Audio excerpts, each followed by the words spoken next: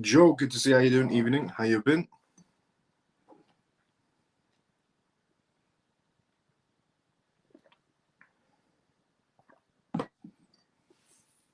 Comatose, good to see you. So how you doing? How you been? How's things? Bilon, what's up, brother? Good to see you as well. How you doing, Bilon? How you been? I've been doing great. How you been? How's football? Pablo, good to see you as well. How you doing? How you been?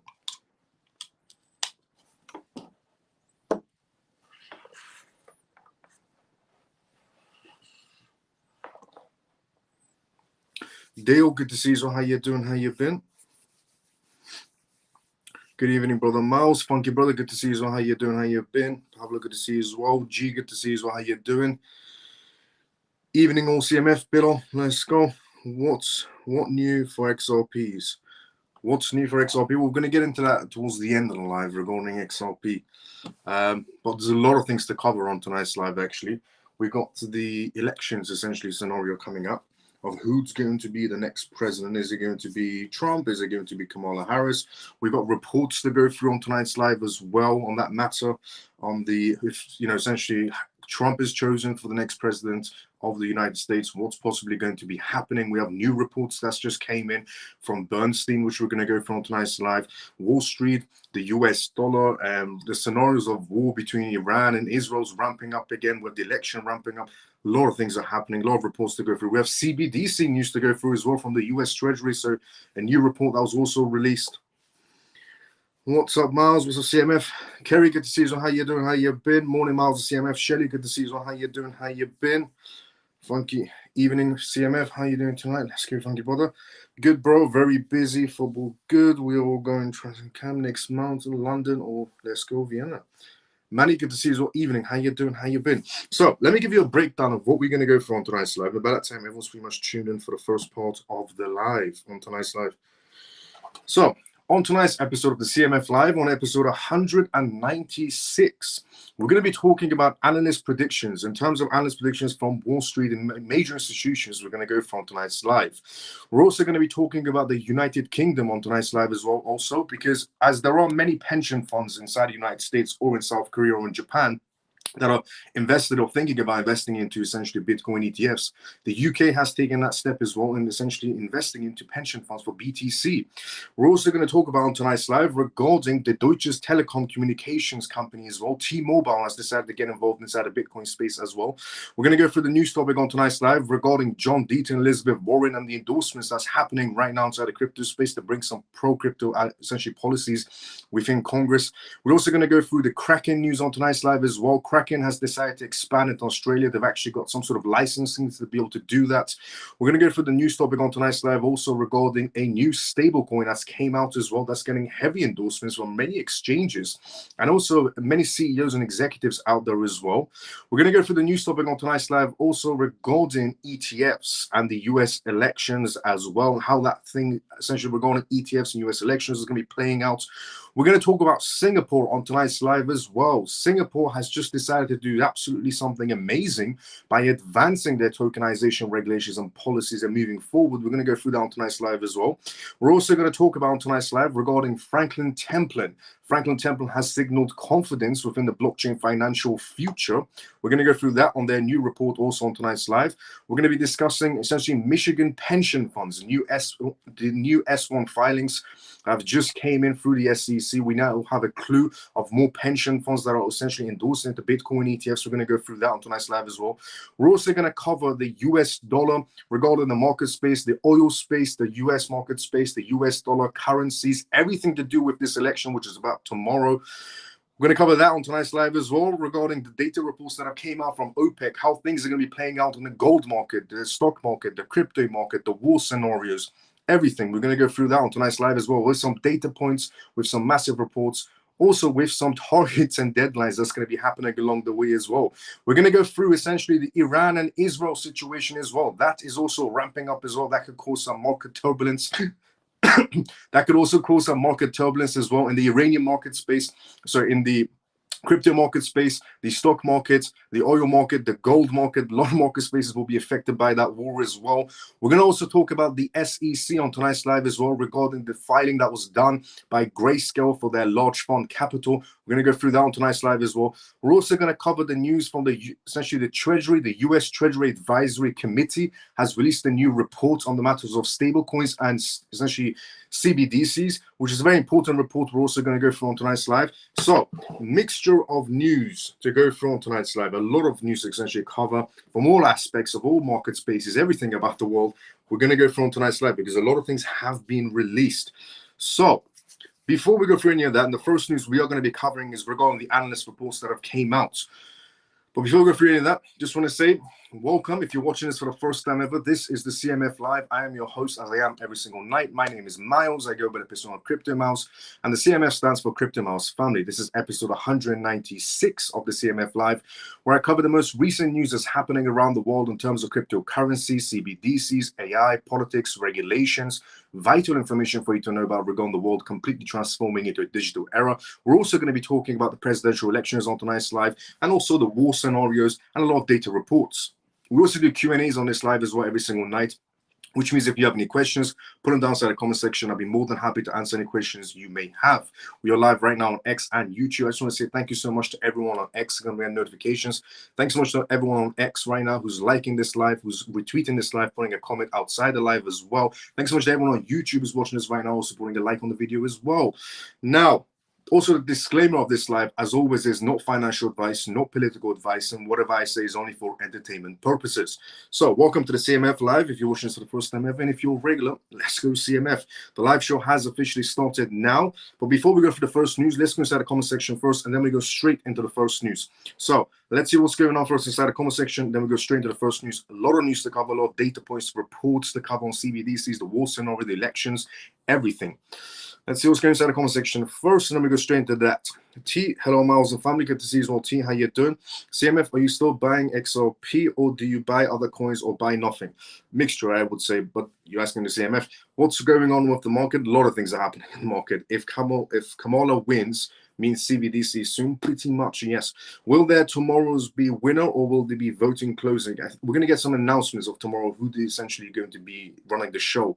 Good evening, Miles. How are you doing? I'm doing great. Callie, good to see you. How you're doing? I honestly thought by this time, very close to the US elections, we would be hitting alternates by now. But it looks like it's being a very complicated, corrupt, and manipulated market space right now. We'll go through that on why.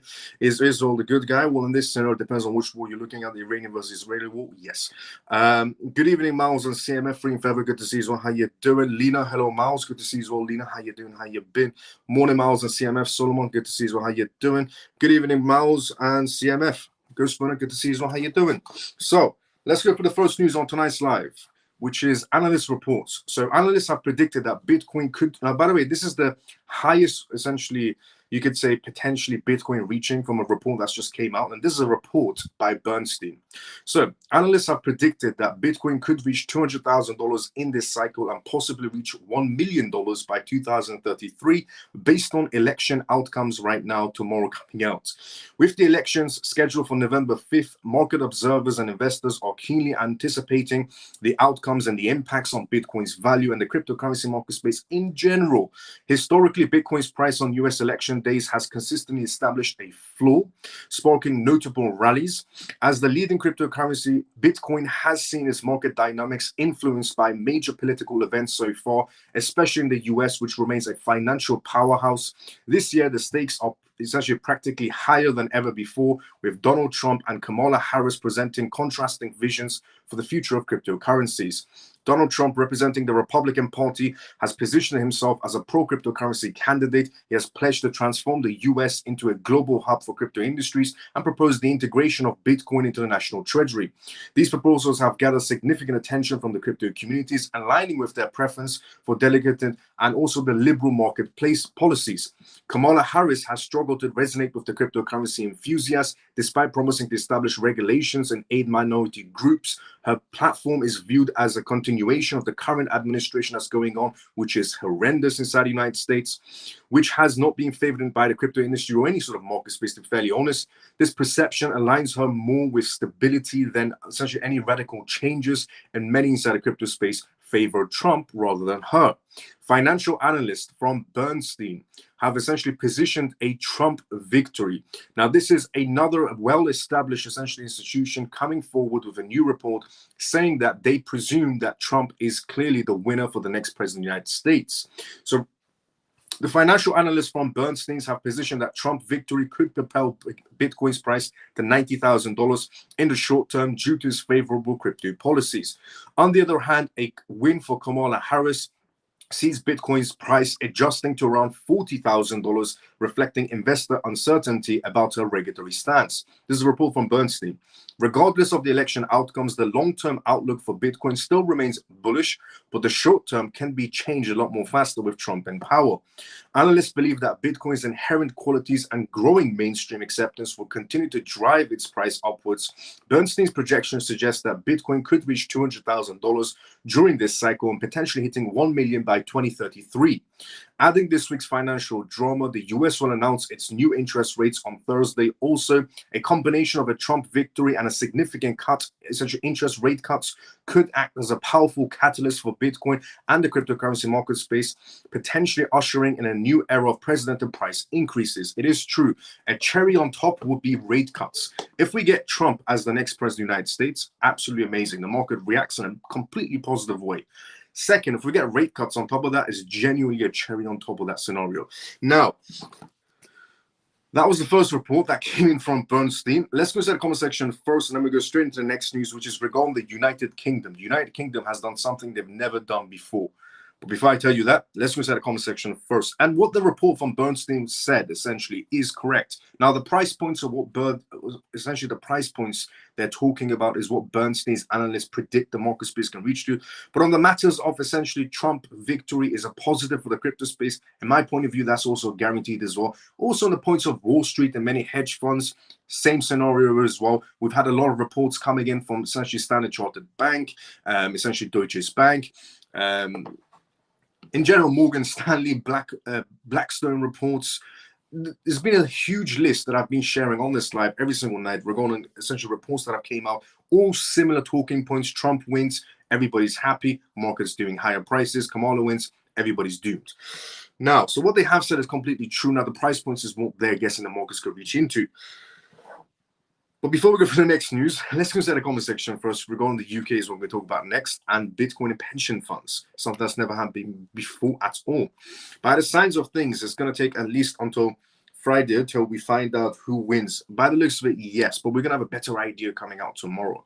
Will XRP be the main crypto coin for essentially payments? Yes. For finance, yes. It's essentially destined to do that scenario. When will the whole election be done? Very soon. If Trump wins, will the markets stay down or then go high level up? If Trump wins, the markets will go up, obviously. But remember, market turbulence is always something to consider. A war scenario can bring this market down, depending on how bad the war is. I wonder if Gensler is shitting himself at the moment. Most likely, yes. Gary Gensler probably knows he's going to be fired very soon. Gary Gensler is the one that's sitting on the edge of the seat right now. Even the Miles and Crypto Peeps, Semper, good to see you. How you doing? George, hi Miles and CMF, good to see you. How you doing? If Trump wins, will XRP's case with the SEC end? Well, if Trump wins, there's a lot of cases that's going to come to an end. Obviously, they're not going to be coming to an end overnight. That's just in the movies and the real world and the legal world. It's going to take about a month or so to bring all those cases to an end with a new chairman of the SEC. A few months, I would say, but it's going to come to an end. So it's a green light, in other words. Web3 community building crypto projects. Good to see you as well. How you doing? Hey friends, how you doing? Stormy, hi Miles of CMF. Good to see you as well. How you doing? Semper, got my fingers, legs, toes, eyes, hairs crossed for Trump, but I don't know. Let's go Semper. So the next news on tonight's live, something that's never happened before is what the UK is doing. For the UK market space, it's never happened before. So let me rectify that. The UK's base pension schemes makes a 3% Bitcoin allocation. So it seems like even the United Kingdom wants to now get involved when it comes to pensions and Bitcoin. United Kingdom-based pension specialist, essentially Cartwright, reported that an unnamed scheme had made a 3% allocation of Bitcoin into pension funds in the United Kingdom. According to a new report and a notice that came out by Cartwright, it reported that after a rigorous training and due diligence process, a UK pension scheme had chosen to make the Bitcoin allocation, citing its long investment time horizon. The firm's head of investments implementation, Steve Robinson, said that cryptocurrency investments would help reduce resilience on employer contributions. The company did not provide additional details about the nature of the pension scheme or how much would be invested. Cointelegraph reached out to essentially Cartwright for comments, but they did not want to receive any sort of responses at the time of publication. Many local and federal governments turned to cryptocurrency investments for pension funds in 2024. The UK is essentially legal and general, a pension and investment firm with $1.5 trillion in assets under management, announced essentially that they're going to be entering inside the crypto space this month, which is absolutely amazing.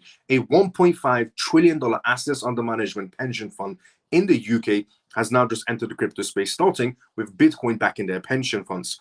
Also on that aspect as well, we had many other pension funds coming inside the Bitcoin space, with South Korea's pension services reported roughly $34 million in exposures to MicroStrategy, which heavily invests into Bitcoin. As of September, the state of Michigan, also retirement systems, held roughly $18 million in their Bitcoin ETF shares as well. And the UK government changed their hands after the July essentially elections, in which the Conservatives lost the control to Labour for the first time in 14 years. Before the UK election, some experts suggested that digital asset regulations would not be a high priority for the government, for the new government, which only released essentially a proposed budget in November. The Financial Conduct Authority in the UK essentially acts as the country's financial watchdog, filing enforcement actions against crypto firms when needed. So the UK has now also got involved in pension funds when it comes to crypto assets. Amazing news. They're moving forward. The UK wants to become essentially a crypto hub, but they're moving a bit slow compared to the rest of the countries around them. Now they're starting to pick up some speed, which is great to see from the UK. Now, moving away from the United Kingdom regarding pension funds and 3% allocations is what's happening first from a $1.5 trillion assets under management firm. The next news on tonight's live is regarding Deutsches, essentially Deutsches telecom company, T-Mobile. If anybody's ever heard of it, T-Mobile is a massive Deutsches telecom company based out in Europe as well and in the US and so on. And T-Mobile has decided to get involved in the crypto space. How? By Bitcoin mining. So Deutsches Telekom to pioneer green Bitcoin mining in Germany. There's going to be Bitcoin Germany factories coming up, and they're going to be funded by T-Mobile. In a strict partnership, Deutsches Telekom subsidiary MMS and bankers are embarking on an eco-driven journey together. This project aims to transform the surplus renewable energy into the digital value. This pilot project explores a novel way to use and access energy from renewable sources like solar and wind power for Bitcoin mining in Germany. These entities are gearing up to create a new approach to stabilizing Germany's energy grid while also advancing sustainable blockchain solutions. This experiment could bridge the gap between renewable energy and digital finances, paving essentially a massive path forward for both sectors in Germany. With renewable sources growing, Germany's energy grids are increasing, challenging handling fluctuating supplies. This is practically true due to the peak production from wind and solar powers. Bitcoin mining with its flexible load capacity could step into the help to stabilize the grid by absorbing surplus energy during these times. The pilot project aims to gather essential data to evaluate the effectiveness of using Bitcoin miners for grid stabilization. This information will pave the way for further innovations, helping energy producers and grid operators optimize their renewable sources. Meta Solutions GmbH, based essentially in Dresden, will manage the Bitcoin miners for the project. The mining containers which house the equipment will be set up at a site in essentially Riva in engineering. Notably, Riva has its own essentially solar power systems that can also generate electricity on site, which will power the Bitcoin miners in Germany. Telecom essentially company MMS T-Mobile will observe the device operations, leveraging years of Web3 infrastructure expertise, decentralized internet in particular. We're essentially exploring ways to expand financial services in digital assets through this new pilot. These collaborative efforts aim to understand how Bitcoin mining and blockchain can offer new financial service opportunities in Germany. This is especially true as industries adapt to more digital and decentralized trends. With deep blockchain expertise, Telecom MMS and bankers are well versed in supporting decentralized and Web3 technologies. So Germany is also now getting involved in essentially Bitcoin mining. They're not the only country in the EU to be doing this, but it's good to see more people, especially more countries coming on board. T-Mobile is going to be the one most likely funding this project because they have the biggest wallet out of the partners. But Germany has just now entered the ranks of Bitcoin mining, which is interesting because Trump wants to make the capital of Bitcoin mining the United States of America. But that's only if he wins. If Trump wins, then obviously the US is guaranteed to become some sort of a Bitcoin hub or cryptocurrency hub. Either way, it's good to go. Now, moving away from the German announcement that they're going to be making essentially Bitcoin mining warehouses and containers from essentially renewable energy sources, we're going to be talking about on the next part we're going to be talking about on tonight's live is regarding John Deaton versus Elizabeth Warren, Senator Elizabeth Warren. But before we go through that, let's go inside the comment section first. As I said, this is a live, which means if you do have any questions, put them down inside the comment section. I'll be more than happy to answer any questions you may have. Let's go through the comment section, and then we go straight into the next news, which is regarding John Deaton and Senator Elizabeth Warren. Let's see where we were at. We were at here. Good evening, Miles and CMF. Mike, good to see you as well. How you doing? How you been? What price we expect by XRP for 2025 December? Consider variable change. Good night, Miles and Crypto family. Nice to be in class again. Let's go, William. How you doing? How you been? Miles, what you can say to influencers who are saying XRP is not a good investment, not for the future? Their choice. If you think XRP is not a good investment for the future, then enjoy your new life on CBDCs, which is not that far off. 2025, a lot of countries coming up with CBDCs. Now, crypto leaders rally for John Deaton and Senate race. There's a lot of essentially executives, CEOs, companies now even rallying more behind John Deaton because things are heating up. Yes, it's great to have a pro-crypto president of the United States, Trump, but it's also good to have members in Congress who are pro-cryptocurrency as well. So, several prominent figures in the crypto space, including Brad, the CEO of Ripple, have endorsed attorney John Deaton's bid against Elizabeth Warren for the US Senate. He went on essentially praising Deaton's efforts and called him a strong advocate for XRP and other digital assets while urging voters to support his campaigns to unrest Warren. Senator Elizabeth Warren also needs to be removed from her position as well. There's a few individuals that need to be removed from their positions for a better pro-crypto United States in general. One is the president of the United States. It needs to become Trump because he's pro-crypto. Two, SEC Chairman Gary Gensler needs to be removed because he's anti-crypto. Three, Senator Elizabeth Warren needs to also be removed as well because she just spews lies back to back against cryptocurrencies. Four, the FDIC essentially chairman as well. He needs to be replaced as well because he's also essentially being implemented in sending 20 letters, which was revealed by the Coinbase case.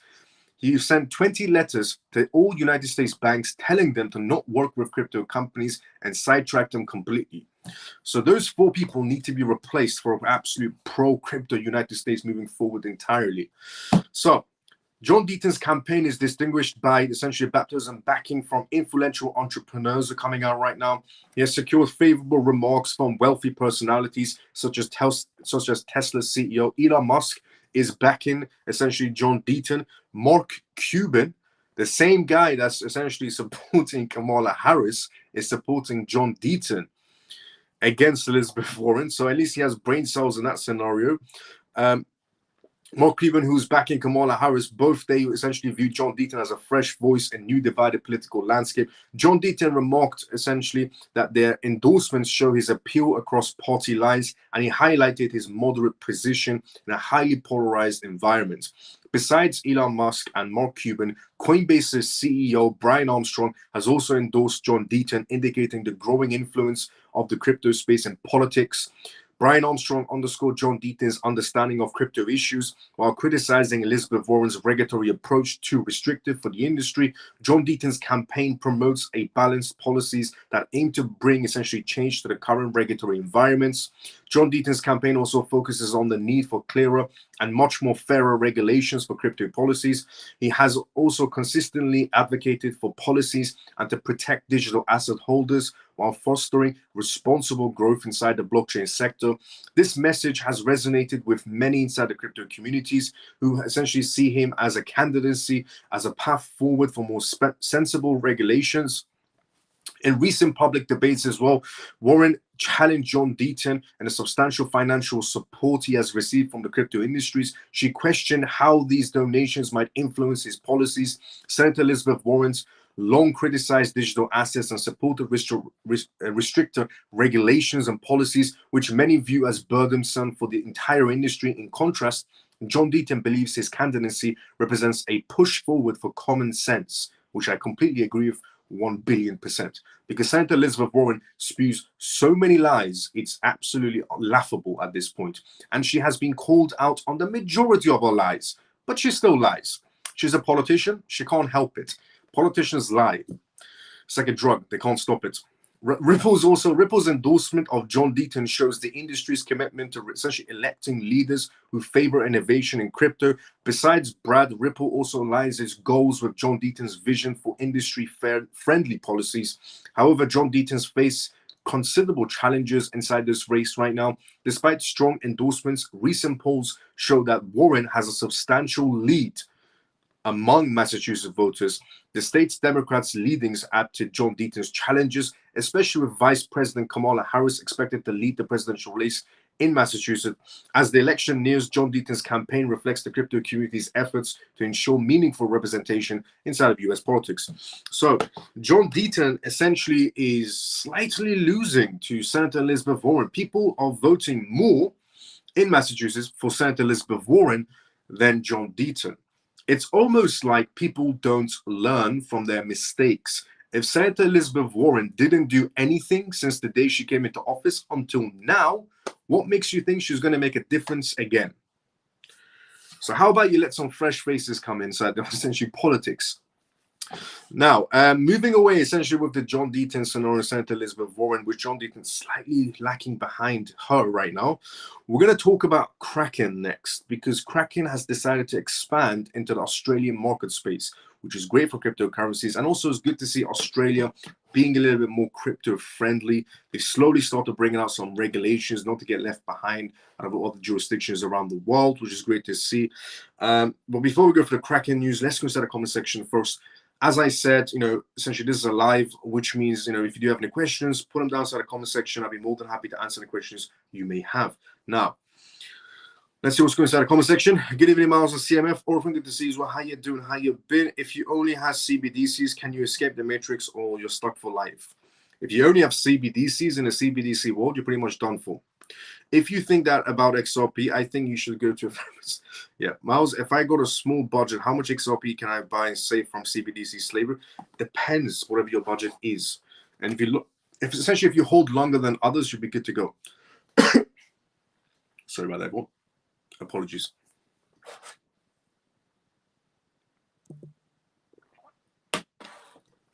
Okay, Kraken.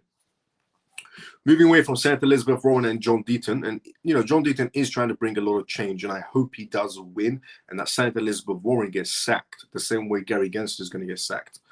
Now, Kraken essentially expands into the Australian crypto derivatives markets despite regulatory hurdles.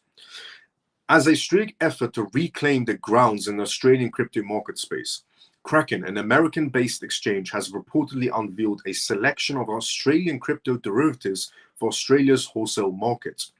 This decision comes essentially after Kraken recently encountered a legal challenge that forced it to modify its products with intentions of requiring a compliance with Australia's financial services regime and protecting its reputation in the Australian crypto market space. The market space essentially revealed, the reports that came out revealed only a few months after the company's Australian operator BitTrade Party Ltd suffered a major loss to Australia's financial regulators, the Australian Securities and Investments Commission, the ASIC essentially. This move is intended to bolster Kraken for institutional clientele. A lot of essentially institutions right now are getting ready for their next clientele entering the crypto space. And as I've said many, many times, the next clientele, I said this before anybody else inside the crypto space, the next clientele entering the crypto space is institutional clientele. That should tell you that utility is going to be playing the biggest role. A lot of crypto influencers will still tell you till this day that meme coins are the best scenario to go, even after they know that institutional clientele is what's entering the crypto space. I've said this, more than 1 billion times. There is not a single institution buying camel token, frog token, or cat token. Okay, BlackRock, Goldman Sachs, JP Morgan, Franklin Templeton, Deutsche Bank, you name it, any institution. There's not a single institution that's coming inside the crypto space to buy camel token, frog token, or donkey token. Because in that scenario, if you're holding donkey token and you're not positioned correctly, the only donkey is you in that scenario. So just remember that for a second, okay?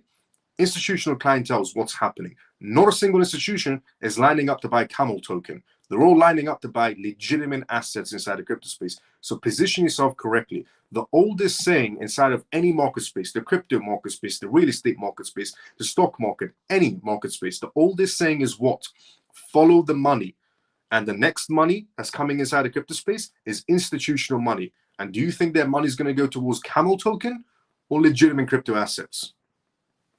At that point, it's just basic common sense. Now, in the services, essentially, because even Kraken is getting ready, they're getting their platform ready for institutional clientele. They're not the only exchange that's doing this. So in the services future, Kraken notes that it will possibly have to have essentially a multi-collateral, that is, customers will be able to use the fiat, the stable coins, and cryptocurrencies as goods for their trades for their essentially institutional clientele. A representative of Kraken assured news sources in an interview conducted on essentially today that the exchange intends to continue catering for Australians despite Australia's unforgiving regulatory policies. They said, despite the recent challenges, we are committed to creating a compliant, sustainable environment that has the flexibility to meet the needs of our institutional clientele in Australia, the Kraken representative said today on the news.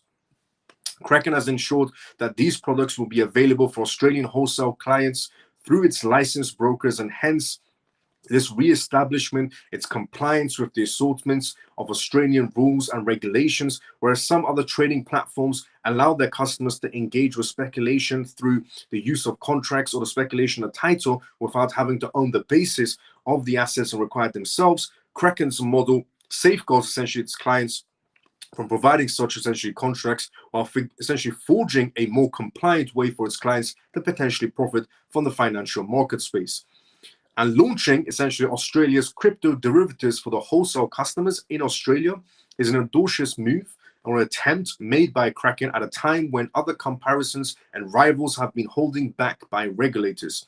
Therefore, as Kraken essentially reassigns itself in line with the local norms and trends as the exchange continues to prioritize ever-growing institutional clientele, it remains keenly essentially focused on the evolving regulatory environment, a new foot in Australia. In addition to its focus on compliance and security, Kraken is also positioning itself as a unique in its support of Australia's rapidly expanding institutional Australian crypto space. As I've said, Kraken is not the only one getting ready for their institutional crypto platform. So right now, all exchanges, Binance, Coinbase, Kraken, essentially any exchange you could pretty much think of that you would use on a daily basis. Right now, they all have, the user interference for a retail section. Well, all these exchanges are now getting ready for their higher profile clients entering the crypto space. They're all going to be having a separate section for institutional clients. Kraken is doing this, Binance doing this, Crypto.com's doing this. Coinbase is doing this, Bitpanda's doing this. Every one of these exchanges are now having some sort of a separate section for institutional clientele, because that is the new clientele entering the crypto space. Now, if you didn't know, now you know. What we're going to talk about next, moving off that, essentially expanding into the institutional space for Kraken, we're going to talk about a new stablecoin. And I know what you're thinking, RLUSD. Nope, this is a different stablecoin, but otherwise, in other words, RLUSD is still, in my opinion, going to be an amazing stablecoin. Now, putting that to one side, this other stablecoin is what's essentially happening right now. There's a lot of institutions, a lot of executives, a lot of CEOs that are backing this new stablecoin that came out of nowhere. But before we go through it, let's go inside the comment section first. Let's see what's going on there. As I said, this is a live, which means if you do have any questions, put them down inside the comment section. I'll be more than happy to answer any questions you may have. Now, let's see what's going on inside the comment section. If you think, nope, I read that one already. Because she lives in the blue states and she helps a lot of big companies in the city to get permits and etc. with the back end, that's why the only reason why she's still there, which makes a very essentially fair point of why Senator Elizabeth Warren still has a job. Sad part, she will be there for another 6 years. Probably. I mean, good luck to John Deaton trying to dethrone Senator Elizabeth Warren. Not an easy task. Trying to remove politicians, trying to remove greedy politicians from their positions is a very difficult task. Politicians tend to claw on into anything and not let go. Now, new global dollar stablecoin is what we're going to talk about next. The new global dollar stablecoin backed by Robinhood, Kraken, Paxos, and a bunch of other CEOs and executives. So, a group of heavy hitters inside the cryptocurrency space are backing a new regulation-focused stablecoin. The global dollar is what it's called, USDG, which essentially aims to return yield earns on its reserves and its assets to participants who help accelerate its adoption. Dubbed the Global essentially Dollar Network, the original partners essentially are Acronym Digital, which are bullish. The owners of CoinDesk are behind this essentially this stablecoin. Galaxy Digital, the billion-dollar companies behind this, Kraken, Niveo, Paxos, Robinhood. And as I said, many other CEOs are behind this new stablecoin. The USDG stablecoin is issued out of Singapore by Paxos, and it's essentially substantially compliant with the monetary authorities of Singapore's upcoming stablecoin framework, according to the press release as well. This is meant to be a community token, is what they described it as, said Paxos' CEO in an interview that was done.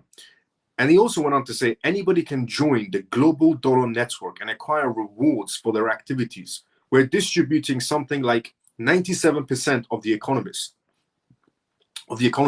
That's a big difference from other stablecoins that have been set up and created to date. Stablecoins are a big business which has essentially been dominated by two giants. Tether, whose USDT is the largest stablecoin by a wide margin, and the next biggest Circle, and is USDC.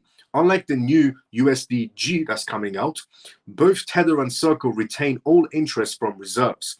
There are essentially other yield-sharing stablecoins, as well as some interesting protocol-level innovations from the likes of the M0 projects. Now, income generated from USDG's reserves, which is like many stablecoins are in the US treasuries, will be shared essentially out among participants based on the ways these firms have created connectivity and liquidity. So this is officially the first stablecoin where you can earn rewards from it from a substantial way. The way we have set this up is that participants are going to be rewarded for activity that helps grow the utility of the network, he said. That could be for a number of activities. Different participants can be rewarded in different ways because not everyone does the same thing. And that's actually what makes this a thriving ecosystem. They're calling it the community dollar. By rewarding participant companies rather than the end user of the platform, the USDG stablecoin is available in the US via the footprint of distributions and partners such as Algorand, which operates in 48 states.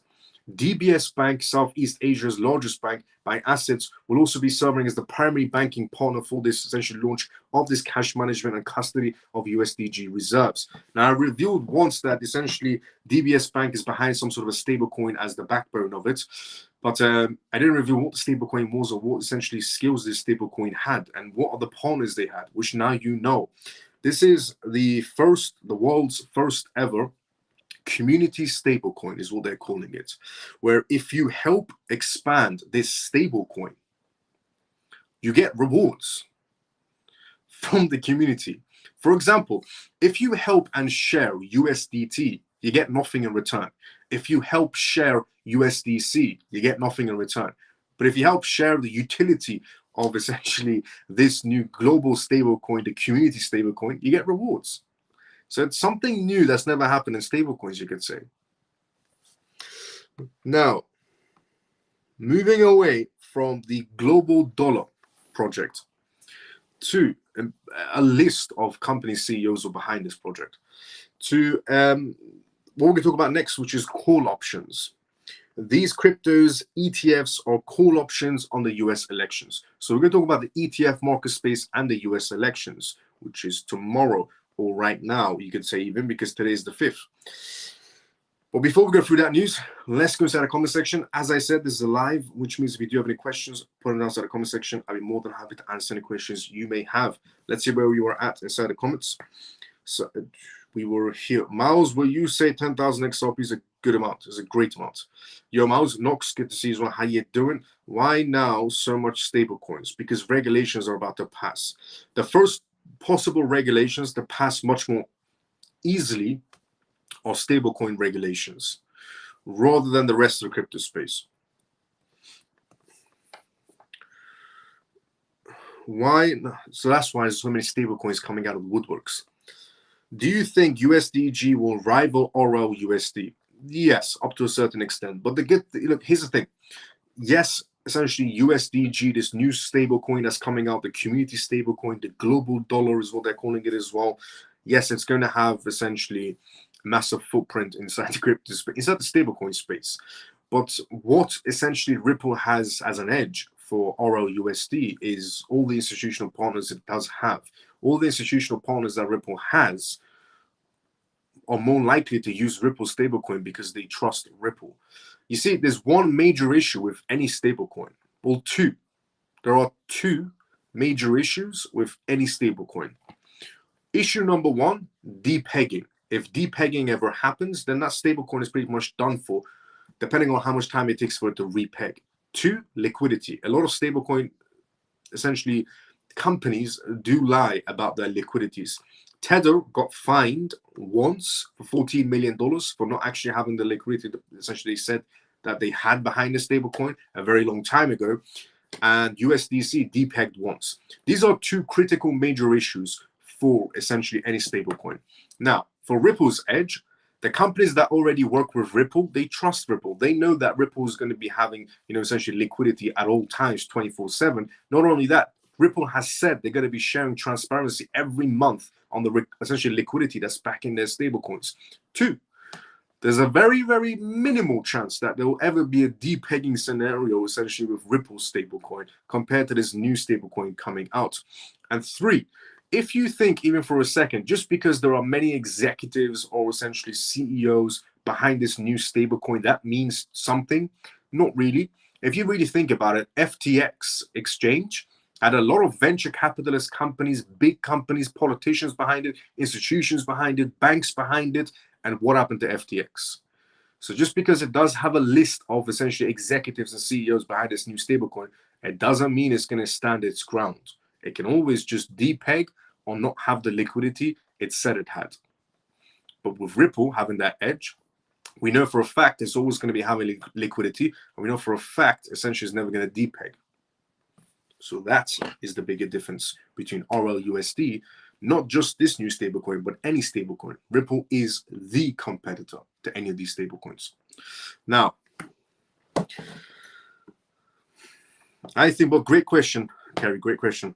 I think John Deaton may have opened up the matrix for some people. When Deaton asked Warren about the trafficking and people involved, Warren glazed it over. Deaton opened a can of whip-ass on Warren. I do agree, yes, regarding, there's a lot of, messed up scenarios happening in the political space. Hi, Miles, and the amazing group Ripple. Good to see you. So how you doing? How you been? Is PayPal good, stable? PayPal, sure, why not? If dollar goes down in value, does stablecoins drop? Same. If they're pegged, but the liquidity inside them is what matters. Tom Brody crying because of FTX. He's crying because of FTX. Peg, good to see you as well. How you doing? How you been, Peg?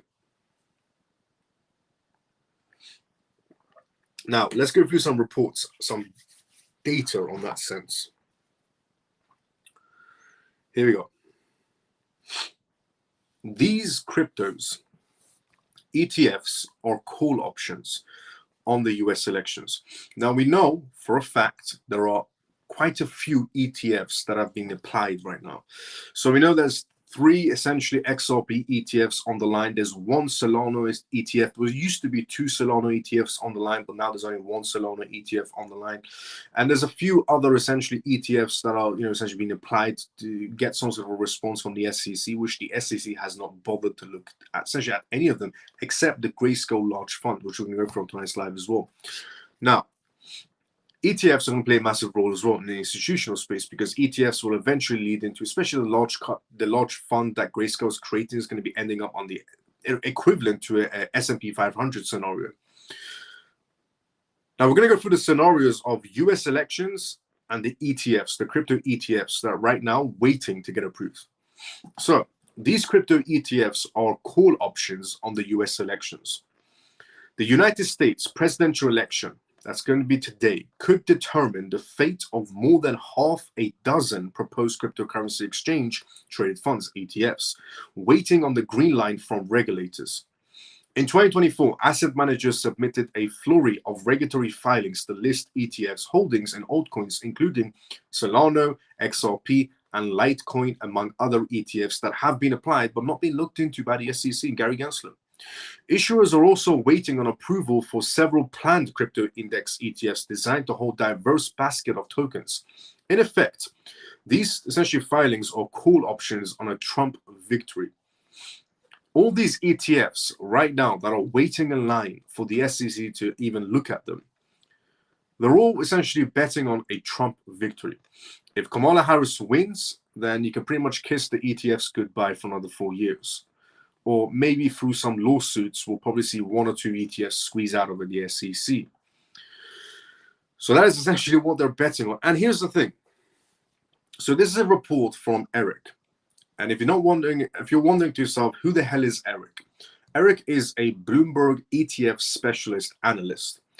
Everybody on Wall Street, or any sort of market space around the world, listens to Wall Street like it's gospel. Everything Wall Street, everything Bloomberg says. And Eric is a very, very accurate and a very intelligent person. And he's guessed all the movements so far very correctly on the ETF space.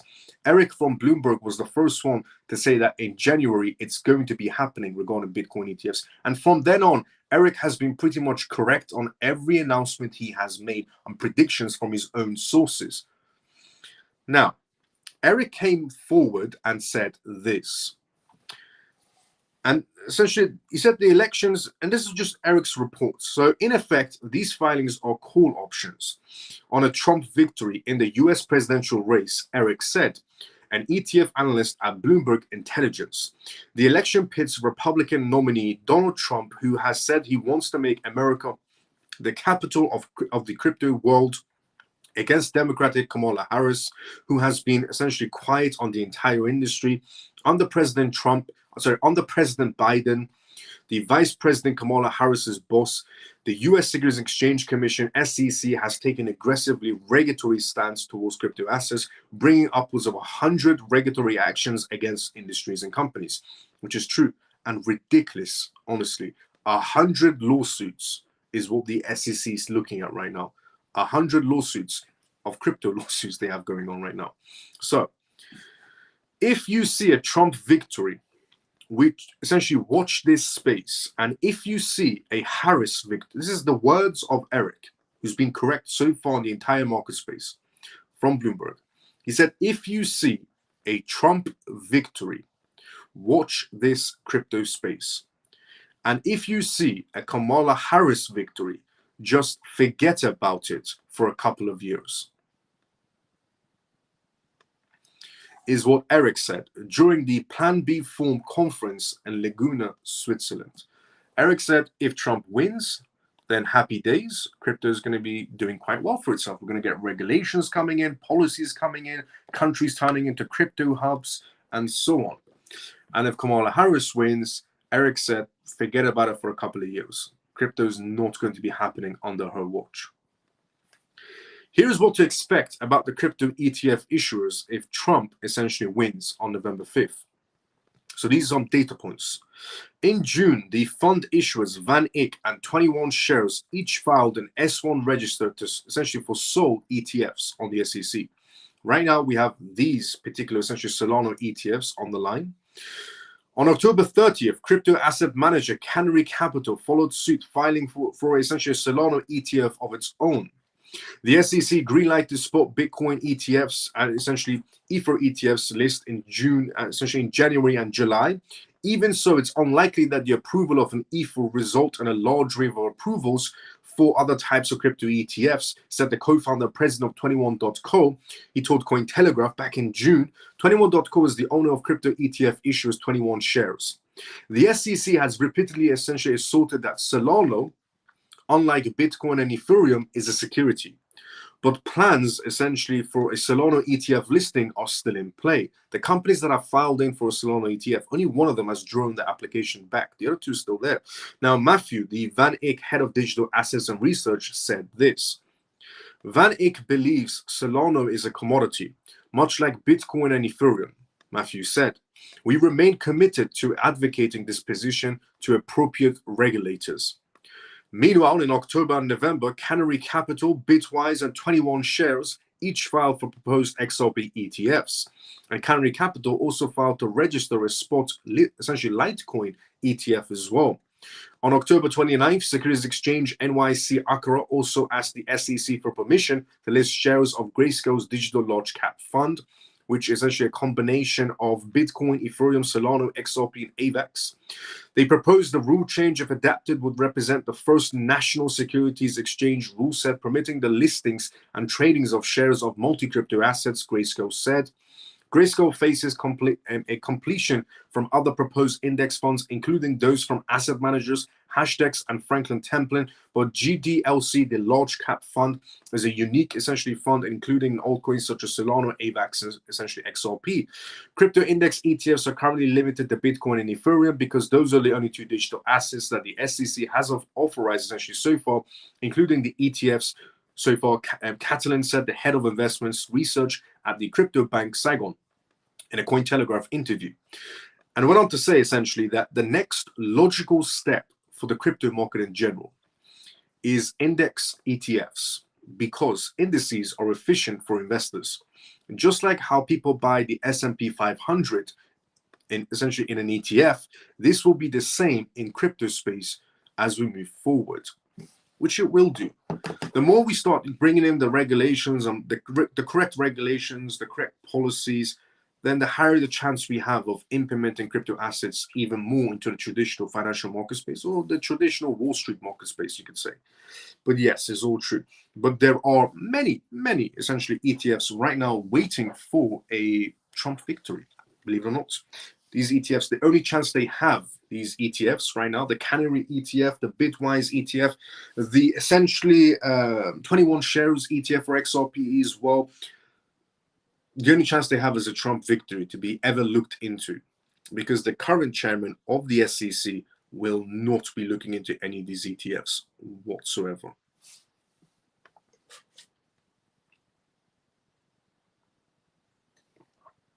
So it's very, very important Trump wins. Now, what we're going to talk about next, moving away from that, we're going to get more into that as well later on the live, but moving away from that for now, we're going to talk about Singapore, because Singapore has advanced quite a bit in one particular field as well, tokenization. But before we go through that, let's go inside the comment section. As I said, this is a live, which means if you do have any comments, put it down inside the comment section. I'll be more than happy to answer any comments you may have. So let's go inside the comment section first. Let's see what's going on in there. Hi, Miles of CMF. Glenda, good to see you as well. How you doing? How you been? Hi, Miles. Can you explain what it is an ETF and how it works? The easiest way to say it is essentially, instead of buying the core asset yourself, so the only reason any investor would buy an ETF is that because the institution will be the one handling the crypto asset for you. So a traditional investor, a crypto investor, would go out and sign up to Binance, for example, a crypto platform, and buy a crypto asset, buy a cold wallet like Tangent, and store his own assets. And if he wants to trade it or sell it off or convert it or send it to somewhere, he would do it themselves. An ETF essentially is an institution doing none of that for you, but they'll hold the asset for you while you hold essentially an IOU on a piece of paper saying you own a certain amount of crypto assets. You own a share of that scenario. So the institution will be doing all the trading for you, and all you have to do is just input. So it's a lazy way.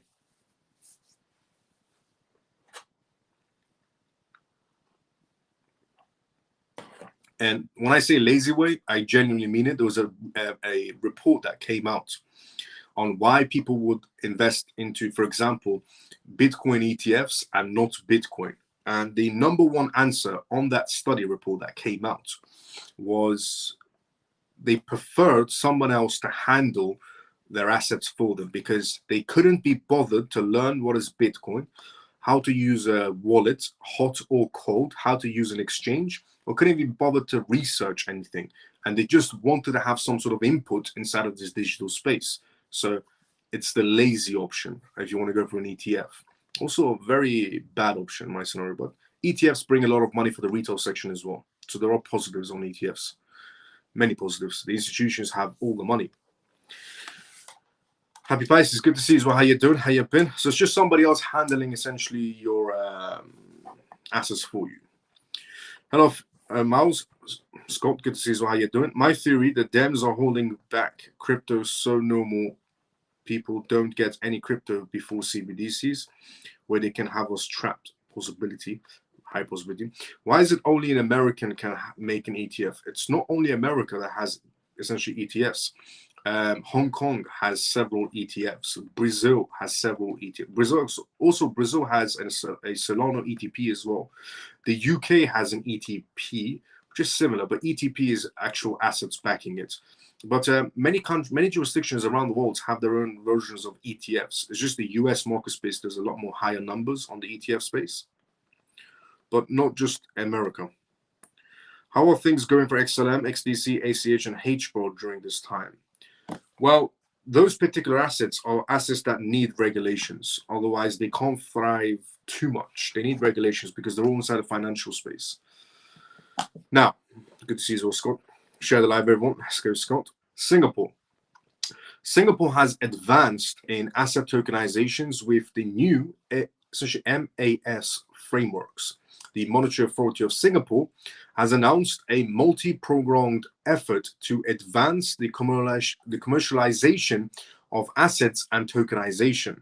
To achieve this goal, the MAS has drawn various essentially projects and produced new frameworks to provide guidance. Singapore has advanced beyond its competitors in tokenization right now.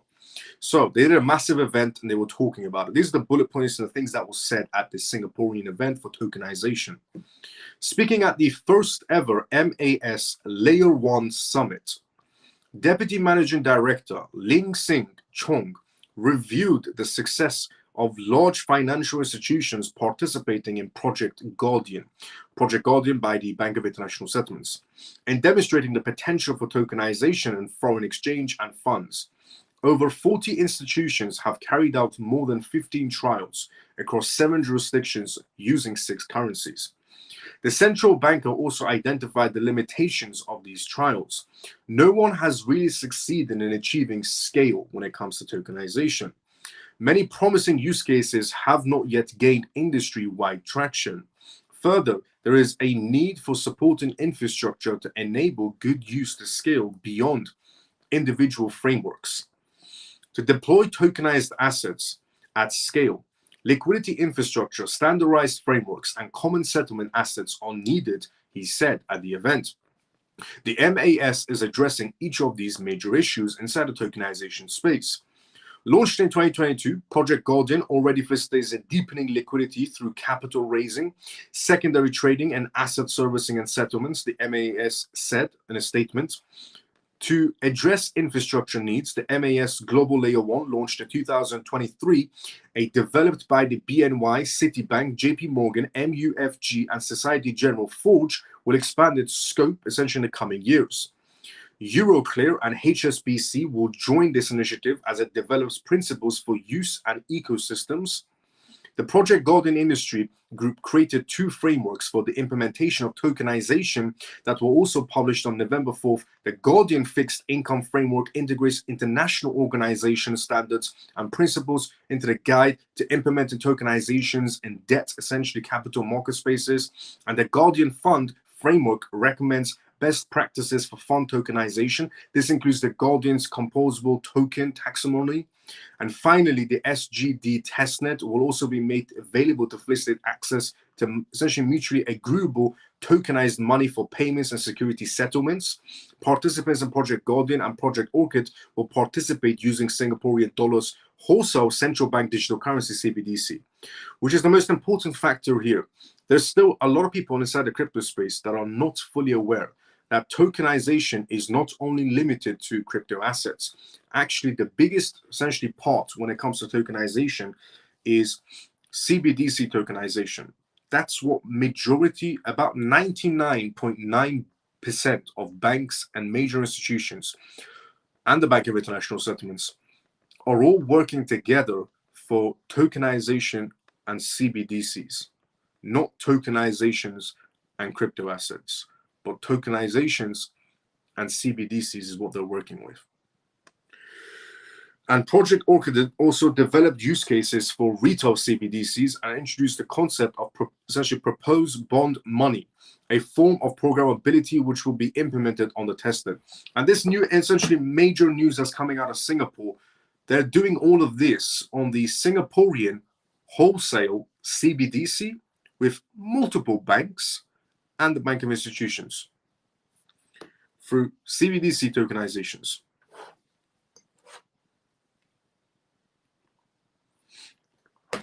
Because you hear it all the time regarding tokenizations, and you're hearing like Chainlink tokenizations or AVAX tokenizations or Solana tokenizations, and then we have all these multitude of crypto specifically made tokenization projects. Yeah, majority of them won't be used. What the aim is for is tokenizations, CBDCs. That's what they're aiming for. And I'll go more on that towards the end of the live because something has been released on that matter as well. But that's what they're mostly aiming for. And it seems like Singapore is the one spearheading this scenario right now. Now, moving away from Singapore's CBDC initiatives and their massive announcement that they've essentially advanced to new levels and their wholesale CBDC is now being used for tokenization purpose testings. And by 2025, they should be ready to launch, which is pretty much the deadline for a lot of countries right now, with Brazil, Russia, and there's a multitude of countries that are lining up to launch in CBDCs in general, 2025. Any country has a launch in 2024, pretty much launching in 2025. Now, what we're going to talk about next is Franklin Templeton. But before we go through that news, before we go through the Franklin Templeton news, let's go inside the conversation. Let's see if there's any questions anybody needs answers to. As I said, this is a live, which means if you do have any questions, don't be shy. Even if you're new inside the crypto space, put your comments down inside the comment section. Be more than happy to answer any questions you may have. So let's see what's going on here.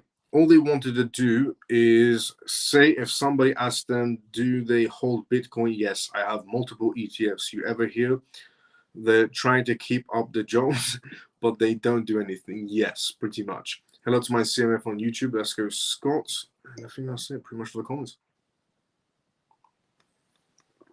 But yeah, basically what JP said is factual. Now, Franklin Templeton. Franklin Templeton signals a confidence in blockchain financial future. So even though we do have obviously the massive election coming up, and who's going to be President Trump, or is it going to be unfortunately Kamala Harris, the CEO of Franklin Templeton sees it as, you know, moving forward we're still going to be good. If the short term is messed up, moving forward we're still going to be good. The CEO of Franklin Templeton, an investment management firm overseeing $1.5 trillion in assets and under management, has expressed positive outlooks on blockchain technology and Bitcoin. This view suggests that there is an increasing recognition of blockchain in the context of traditional financial industries and signals a shift in the perspective of large investment houses to essentially emerging in this world. According to Franklin Templeton's leadership, blockchain technology is poised to unlock a range of investment possibilities. Essentially, viewing the notion of the firm with the power of blockchain, it shows this ability to essentially revolutionize current financial systems. With the security as well as decentralization, blockchain is likely to transform the investments methodology by enabling transparency and effective implementation. Bitcoin also remains an energetic as a payment instrument and a risky, a bit attractive monetary safety asset. Indeed, the sentiment that Franklin Templeton has expressed for Bitcoin is that it focuses on more than the simply and speculative front. Such usage is gradually essentially gaining recognition as an effective form of electronic payments since the transactions is relatively fast and excludes the use of other middlemen such as banks. The stance essentially shown by Franklin Templeton's CEO is a key endorsement of crypto and blockchain revolution by mainstream institutions. Such a perspective suggests that such investment firms could consider exploring blockchain solutions for practices beyond cryptocurrencies. Franklin Templeton, and specifically the application of blockchain by the company with large assets under management. Also, it can facilitate the continuation of efforts to introduce solutions with the use of mentioned technology in the finance industry. So, Franklin Templeton CEO comes out, major announcement, does a speech essentially on his own reports, and says that essentially blockchain, no matter how you look at it, blockchain is the future. And there are people out there who still won't believe that blockchain is the future, but it is. Even when you have CEOs and high-profile executives of a management firm of $1.5 trillion in assets under management coming out telling people that this industry is going nowhere, it's going to advance even further, it's going to change the payment landscape, and it's going to change everything we know about the digital space moving forward. And it's not just about payments, he said, it's about everything else it's going to be bringing to the table as well. I mean, if you ever wanted confidence, or if anybody around you wanted confidence to enter inside the crypto space, that's it. When you have a CEO of a $1.5 trillion assets management company coming forward and saying, this is the future, get involved or get left behind. Now, moving on from the CEO of Franklin Templeton's essentially speech to Michigan. Now, this year, we've had a lot of pension funds coming inside the crypto space. Pension funds going towards essentially Bitcoin ETFs and crypto assets, or even Coinbase shares. So we've had the South Korean, essentially massive South Korean pension fund, one of the biggest pension funds in the world, is a South Korean company. And they are invested into essentially Bitcoin through the MicroStrategy stocks, MSTR. They're invested into Bitcoin ETFs. They're also invested into Coinbase shares as well. We've had other essentially states inside of the United States, Wisconsin essentially being one of them. There's quite a lot of these pension funds and hedge funds and so on. Michigan is the next one. Michigan Pension Fund maintains Bitcoin ETF investments and adds Ether ETFs as well. How we know this is from their S1 filings. So any of these companies that are inside the crypto ETF space have to file an S1 with the SEC. And that's when we get an idea of who owns Bitcoin ETFs and who doesn't, or who owns any sort of crypto-related assets. The state of Michigan's retirement system has added exposure to Ether, essentially ETFs as well.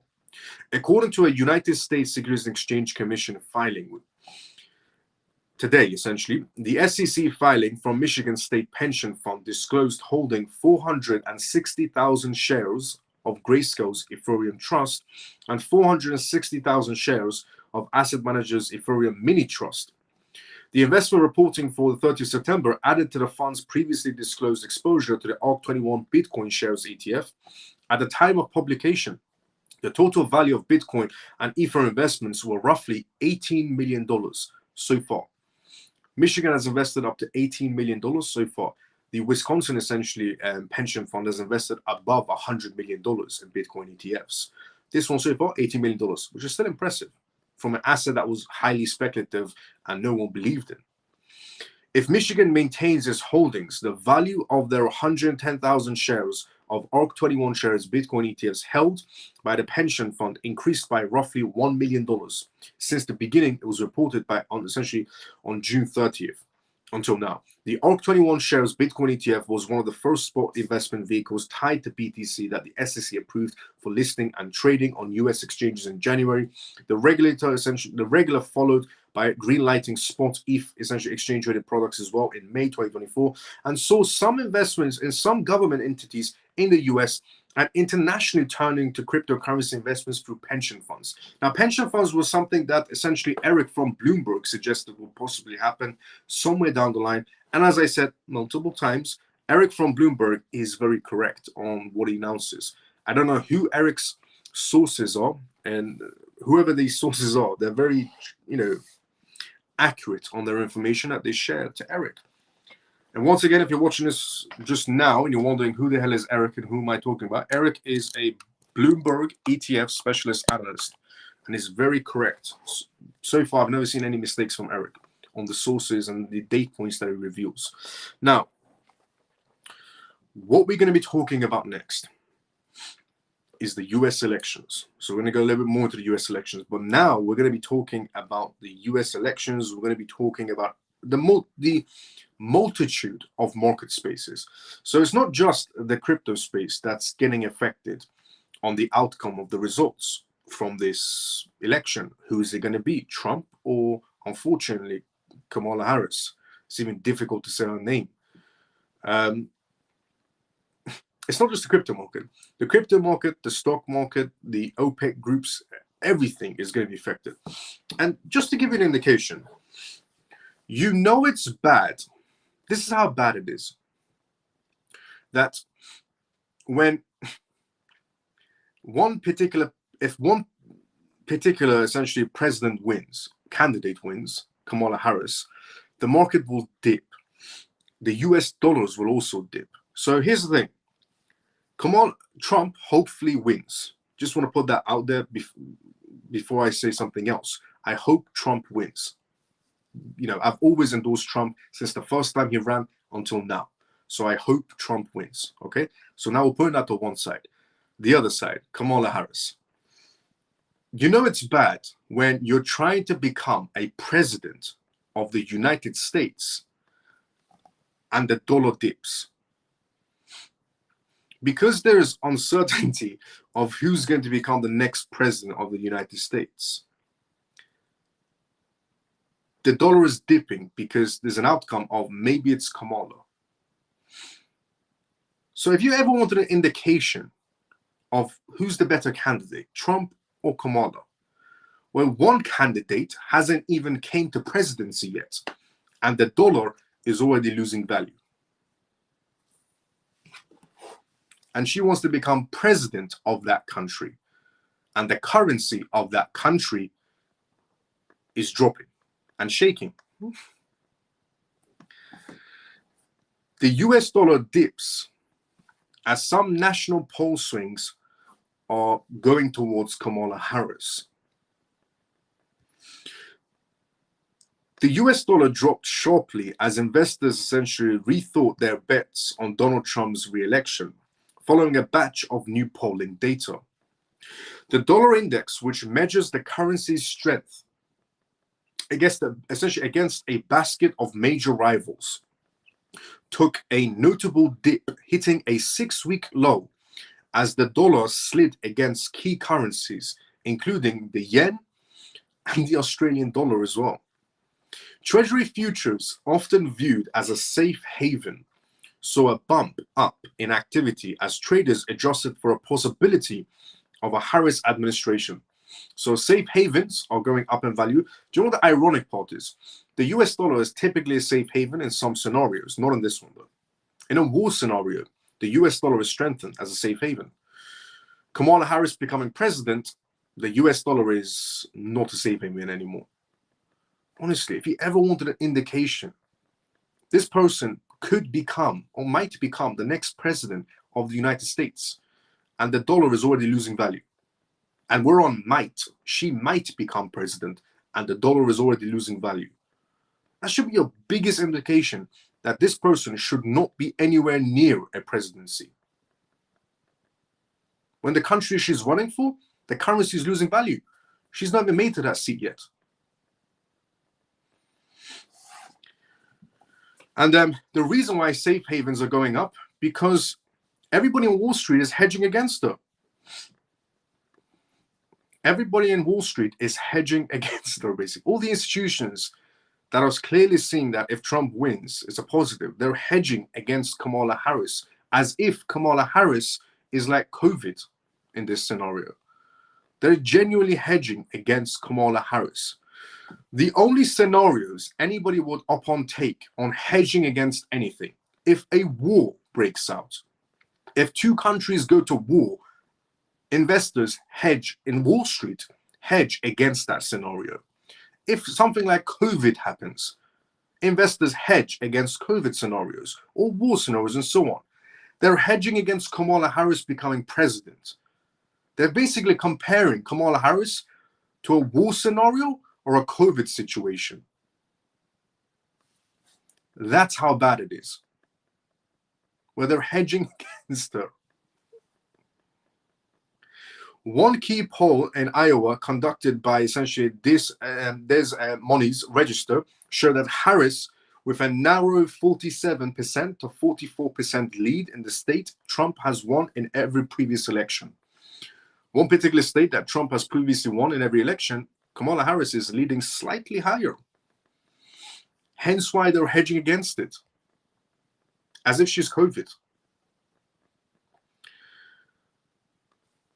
This unsettled investors, essentially, who had positioned themselves for a Trump victory, which has typically aligned with a higher treasury yield, a stronger dollar. Other national and swing state polls show an extremely close race, with voters split down the middle.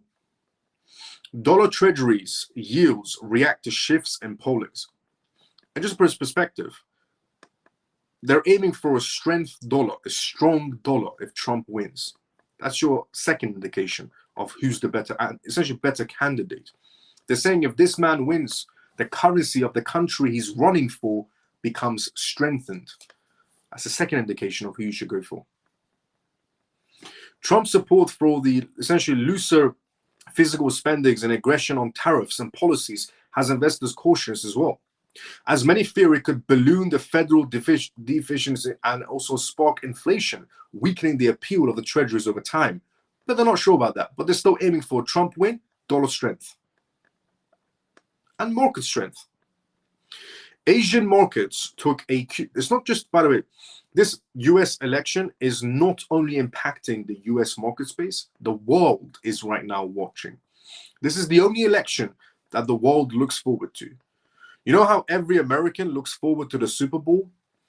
Well, everybody inside the financial spaces in every country in the world looks forward to who's the next president of the United States. That's what it is for us. Because nobody cares on who's the next president of essentially Italy or Spain or the UK, I mean, in terms of prime minister and so on. Nobody cares. Because their markets will still function up to a certain extent. The reason why we care about the US market space, in general, the world cares about it, is because, as the Bank of International Settlements puts it, if the American markets sneeze, the world market catches a cold, which is facts. That is why we look forward to it like it's our Super Bowl on who's going to be the next president of the United States, because whoever is chosen affects us too, not just you. It affects everyone. So, other market spaces around the world, what are they doing right now? Asian market spaces. The Asian markets took a cue from the recent polling data. So the recent polling data that came out and said that Kamala Harris might have an edge in one particular state that Trump used to have all the essentially votings coming in for him. The Asian markets took a cue from the recent polling data that came out, with the shares in Hong Kong and mainland China essentially climbing early. US stock futures showed stability after Wall Street's Friday rally, which came on essentially back of a solid earnings reports from the tech giants like Amazon and Intel.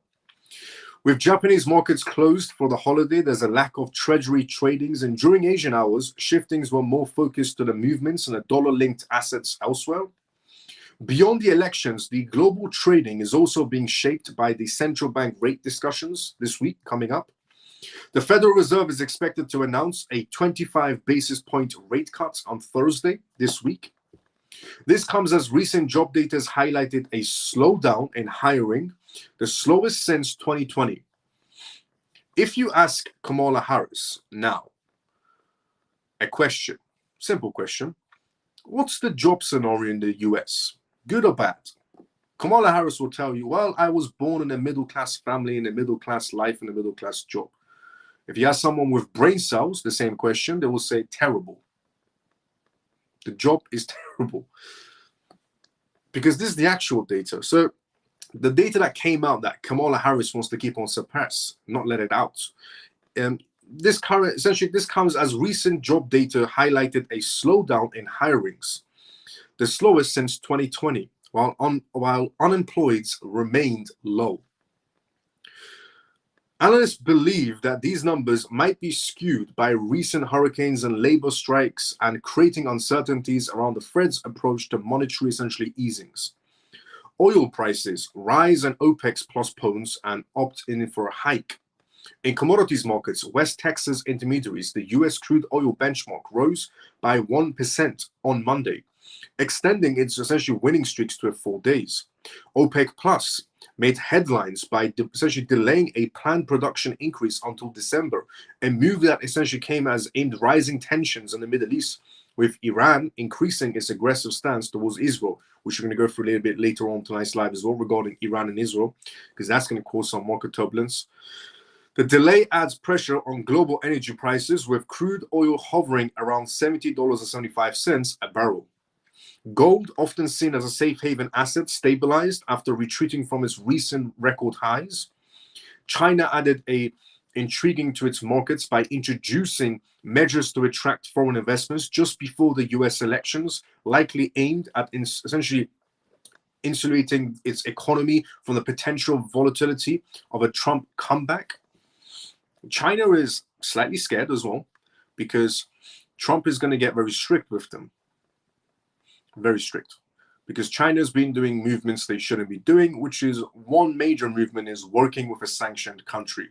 Chinese banks have been working with Russia. Russia is sanctioned. Therefore, Chinese banks should not be working with Russia. Now, Chinese banks have stopped working with Russia, hence why essentially Russia is spearheading towards a digital future to get away from sanctions. So is China. But it's going to come to the ultimate decision of, is China ready to leave the US market space behind and the EU market space behind and every other market space behind if they want to leave America? And I know for a fact, I know that, BRICS is this massive organization with China and Russia and India and Brazil and South Africa and so on. Fully aware of that. But technically, China should not be working with a sanctioned country. And China's slightly scared of Trump coming back, because they're next to get sanctioned. But that's if they don't stop. Now, the Chinese Securities Regulatory Commission, along with other agencies, announced on Friday that foreign investors could now act as strategic investors in publicly listed Chinese firms, a huge change. Now, we don't know for a fact, just to point out, we don't know for a fact if Trump is going to put sanctions on them. He has suggested he's going to put tariffs on them, but not sanctions. And the banks have stopped working with Russia for now. This week, investors are watching for further policy developments as China's National People's Congress Standing Committee meets in Beijing.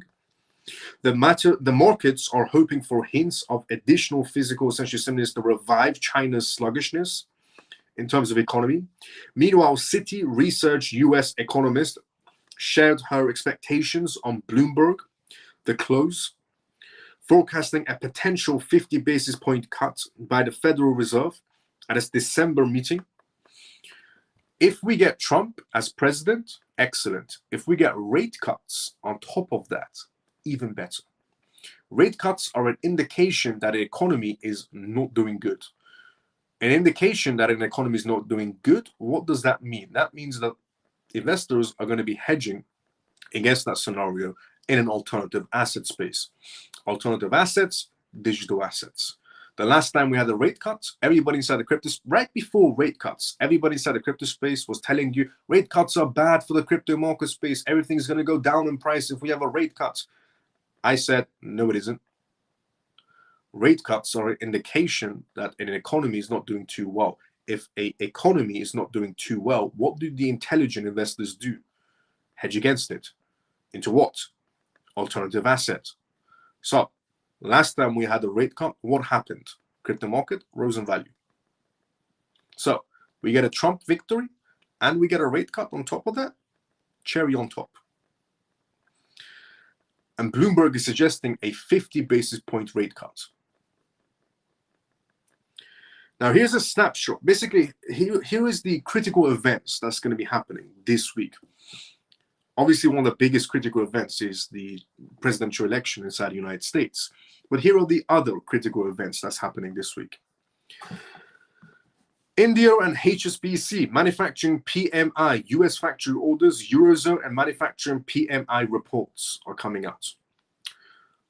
On Tuesday, which is today, essentially, Australia's rate decisions, US's ISM services and index, and US election day, which is today. On Wednesday, Brazil's rate decision in terms of their rate cuts, the ECB's Christian Lagarde speaks, and Vietnam trade CPI data is coming out on Wednesday. On Thursday, the Fed rate decisions, initial jobless claims, and Norway's rate decisions are coming out. On Friday, Canada employment data, US consumer sentiment index is coming out. A lot of reports are coming out this week. A lot of reports are coming out this week from different jurisdictions around the world. That will have some sort of an impact depending on how bad they are inside the market space or how good they are inside the market space. But those are things essentially to look out for. Just once again, today, Australian rate decisions, essentially the US ISM service index and US election day. Wednesday, this week, Brazil rate decision from their essential Brazil rate decision for their rate cuts. The ECB, the European Central Bank's Christian Lagarde, essentially speaking event. Vietnam's trade and CPI data is on Wednesday. Thursday, Fed rate decision, initial jobless claims, and Norway's rate decisions. Friday, Canada employment data and US consumer sentiment index. Next, the market movements and key indicators. Stocks have showed mixed performance as market participants reacted to the latest polling data and monetary policy expectations. The S&P 500's essentially futures fell by 0.2% in Tokyo. The entire world is reacting right now to one particular state getting an essentially hedge over Donald Trump. That one particular essentially location that's getting the most amount of, slightly a little bit more votes on Kamala's side than Trump's side is affecting the world right now. For example, Tokyo's market space fell by 0.2% because they think Trump might lose. So Tokyo's down 0.2%. With Hang Seng futures down by the same margin. However, the Nikkei 225 rose by 1.3%, and Australia's ASX 200 rose slightly. The Euro Stoxx 50 futures dipped 0.3%. Currency markets reflected similar movements. The dollar spot index fell by 0.4% because it was an indication that maybe Kamala might win. So dollar fell by 0.4%, signaling the broad-based weakness in the greenback dollar. The euro advanced 0.4% because it's reacting against the dollar, while appreciated yen appreciated 0.6%. China is, because obviously China wants to become what the US is. If you haven't realized by now, everyone who right now, there's a lot of people right now inside the crypto space that are supporting BRICS. And I get it, okay? Alternative payment system against SWIFT. And yes, brilliant, amazing.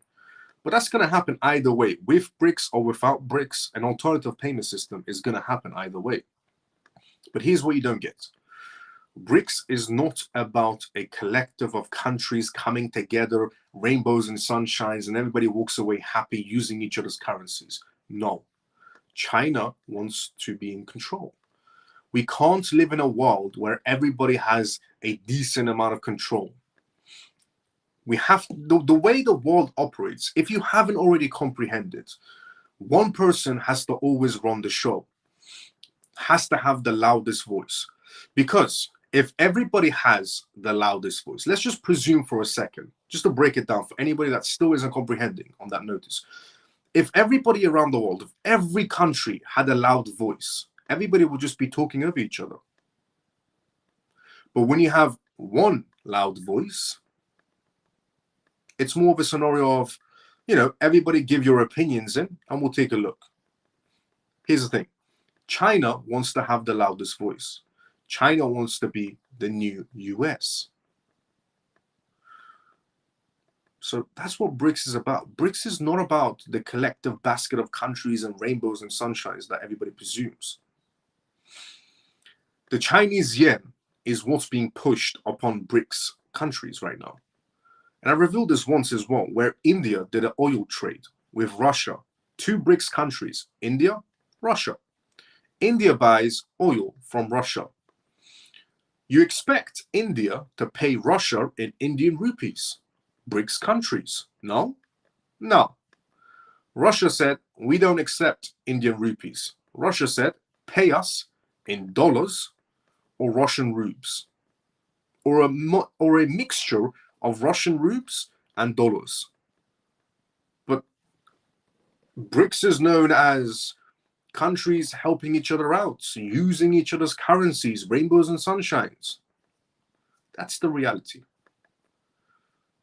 So yes, the dollar is useless because they've printed it too much, but that useless currency is still above the BRICS basket of currencies. And China has pushed their yuan a lot on their BRICS founding members. China has pushed their yuan in Africa, in Latin American countries. China wants to be what the US is. That's what they're aiming for. If you haven't realized it by now, please wake up. Okay, we live in a world without rainbows and sunshines. Just to let you know, there's no rainbows and sunshines essentially in this world. Yes, in reality there is if you look at the sky. But as a metaphor, there's no rainbows and sunshines. This is a cruel world. We live in a very greedy, manipulative, corrupt world. And it will always stay like that, unfortunately. So don't be, essentially gaslighted and thinking, oh, BRICS is coming in to save the day, basket of currencies, everybody has a voice. Everybody has a voice. Every country, the retail section doesn't have a voice right now. Forget about countries having a voice. I like how BRICS has sold the idea that essentially every country gets a voice. That's what BRICS is about. Every country gets a voice. Every currency is accepted. Is what BRICS is about. We're in the retail section and we don't have a voice. But they're selling us the idea that countries can have a voice. We're in the retail section. Do we have a voice? If we say the wrong thing right now on social media, what happens? So they've brainwashed people into thinking this ideology of, basket of currencies, everybody gets a voice. Where? Every country has a voice. Why is it only the US that gets to speak? Every country should speak. We can't even speak right now. Never mind the countries trying to speak. And it's never going to change, is what I'm trying to say. And once China gets that control, it'll be 10 times worse. If you think it's bad right now under your jurisdictions, in your Western countries, if you live in the EU, the UK, Canada, the US, you live in one of these Western countries, and you think it's bad, you're restricted, your voice is limited, which is all true. No doubt about it. Your voice is restricted and everything is all true. But look at China. They don't get access to basic stuff that you get access to. They're heavily more controlled. The people of China are heavily more controlled. Their internet is controlled. Their lives are controlled. CBDCs, the origin of CBDCs, China. The origin of social credit systems, China. Programmable CBDCs origin, China. Carbon footprint lifestyles, everybody walk everywhere, China. Electric vehicle, you can see where we're going with this. Save the planet, climate change, China. The origins of all these scenarios. So don't even for a second think that, don't be fooled is what I'm trying to say by them. Don't be fooled by China of selling you this dream of the US has too much power and we need to equal the power. There's no equaling the power. They want the power. We live in a world that's filled with greed. And what, you think that's going to change? Don't be fooled. BRICS is not about a collective of countries having a voice and a currency. It's about China getting control. And I'm not saying it's a good scenario being in control by the US or any country. But any day of the week, I'd rather choose the US to be in control than China. And once again, I'm not saying it's a good idea being behind any country. But any day of the week, I would rather choose the US than China.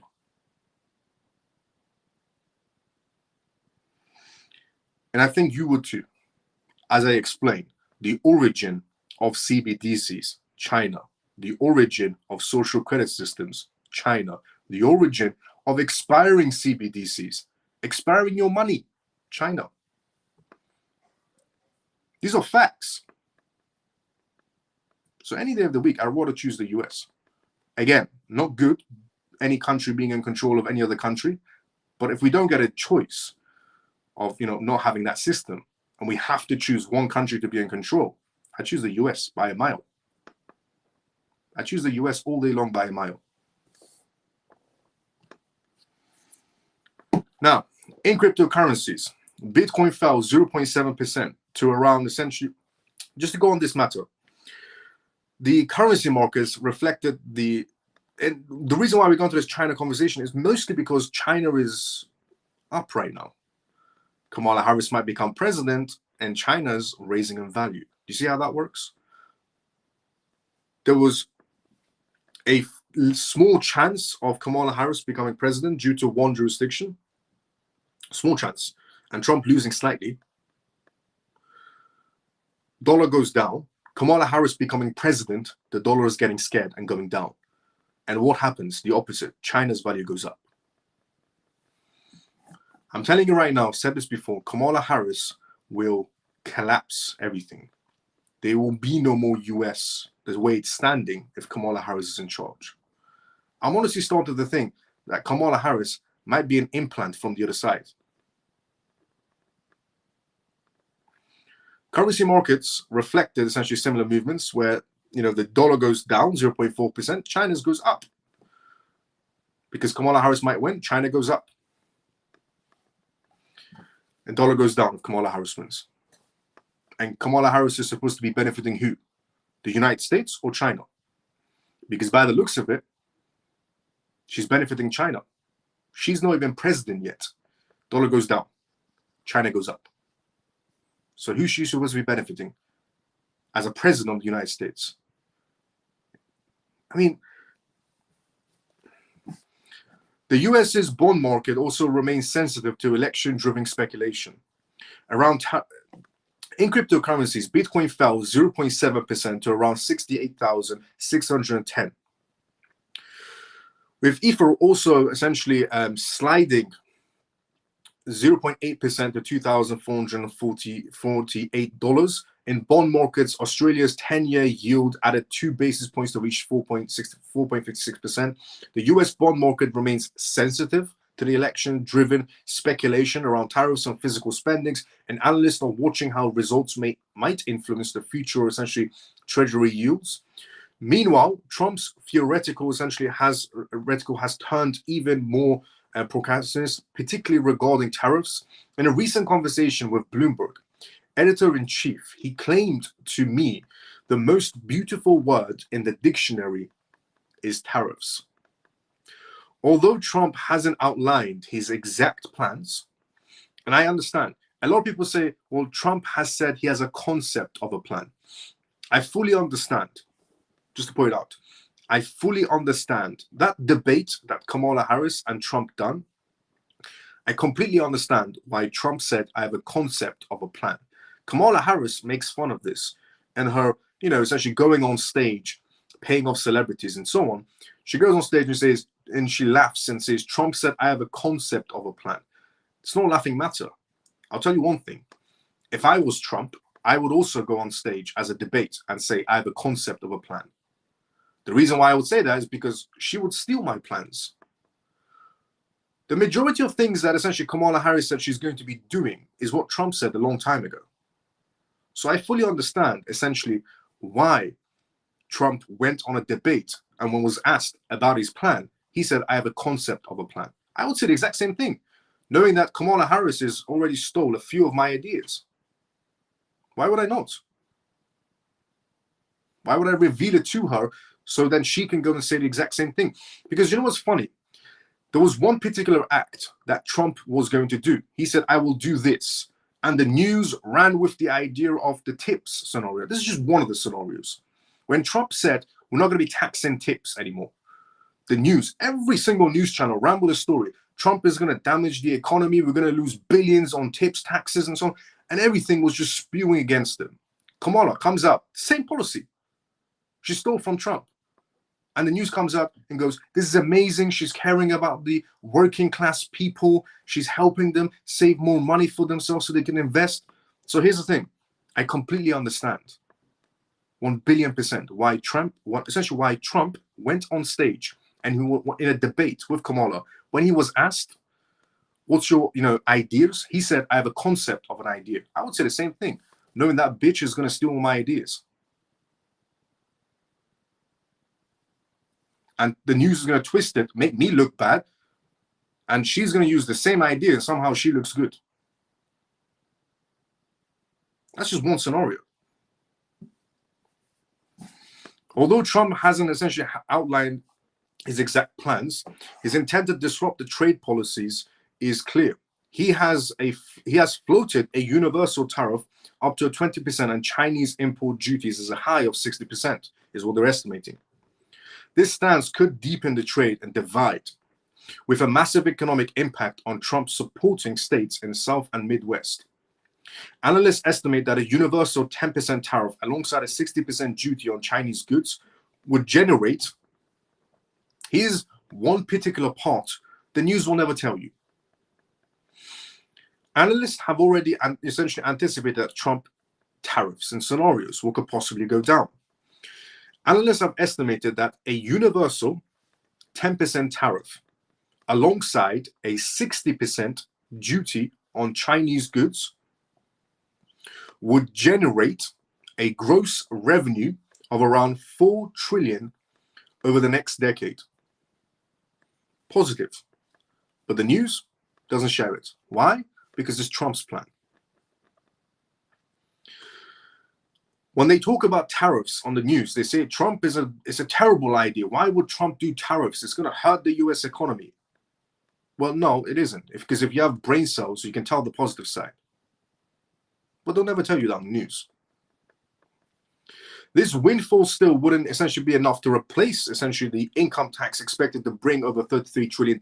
Obviously, the national debt of the US is in shambles. That's mainly to do with Obama, also to do with Sleepy Joe, and next, hopefully not Kamala Harris, because if it is, then we're pretty much doomed. But the positive side of tariffs, it's going to bring money for the US. The news, they will never tell you that. Not even for a second, they will tell you that. Because whenever they talk about tariffs and Trump on the news, it's always bad. Tariffs will cause a collapse on the economy. Trump is trying to ruin the US economy. This is what the news journalists will tell you, and the celebrities, as if they know anything. But people with brain cells, people in Wall Street, people in major institutions are saying the economy is going to get better. But nobody's listening to them. Well, the intelligent people do. If you're intelligent enough, Wall Street is screaming at you. Trump wins, happy days. Right now, Wall Street, essentially, honestly, right now, Wall Street, the London financial markets, Hong Kong's financial markets, Japan's financial markets, Brazil's financial markets, Singapore's financial markets, the United Arab Emirates financial markets, the EU's financial markets, they're all screaming at you. Trump wins. Markets doing better.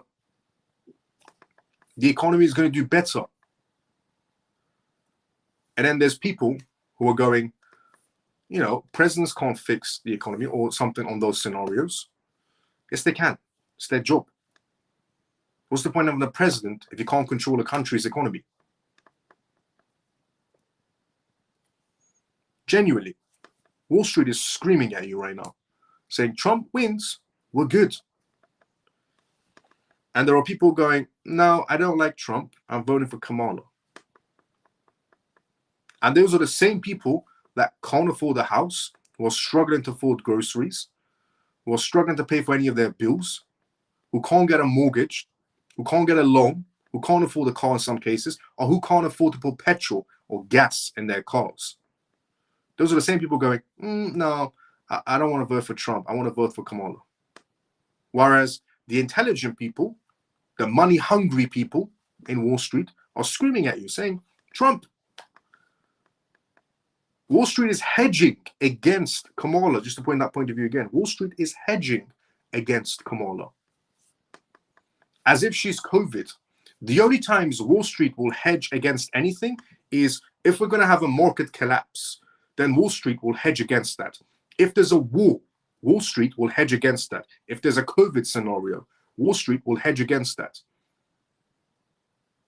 They're saying if Kamala wins, we're already hedging against that. Kamala's in the same category as COVID scenarios, World War III scenarios, and essentially, the disaster scenarios. The most intelligent people and the most wealthiest people in Wall Street are telling you, vote for him, happy days. Everybody gets to walk away happy. But then you have people going, I'm not sure if I want to go for Trump. I think Kamala's a better option. And when you ask them, why is Kamala the better option? They say, oh, because he's racist. And they can never bring a fact on any sort of reasons of why he's racist, because he isn't.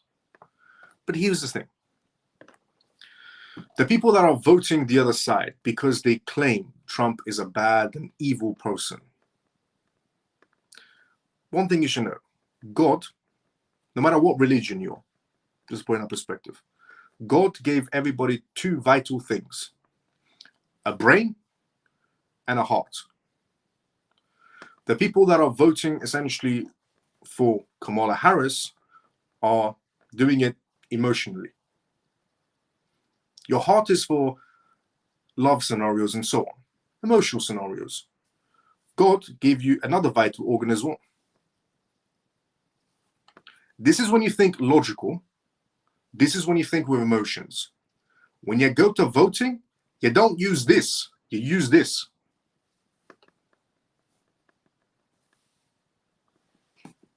No matter what God you believe in, whatever God you believe in, whatever religion, I respect everybody's religion. But God gave everybody two vital organs, this and this. You don't use this for voting, you use this.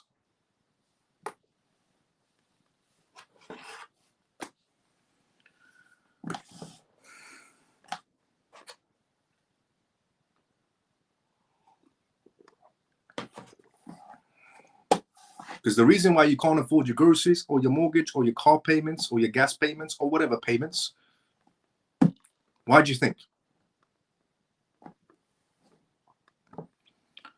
And you also give everybody common sense. Once in a while, people should start using their common sense. Don't leave it to get dusted in the side corners.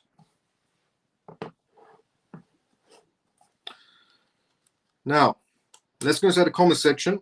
We have more news to go through. A lot of things are happening around the world right now. Crucial times, very crucial times. Let's go inside the comment section. Let's see what questions going on. By the way, this is a live, which means if you do have any questions, put them down inside the comment section. I'll be more than happy to answer any questions you may have. But the next thing we're going to talk about is the war situation that's happening between Iran and Israel. A lot of things are advancing on that scenario. But before we go through that news, let's go inside the comment section first. Let's see where we're at. And once again, this is a live, which means if you do have any questions, put them down inside the comment section. Do not be shy. Let's go. Let's see what's inside the comment sections. We should...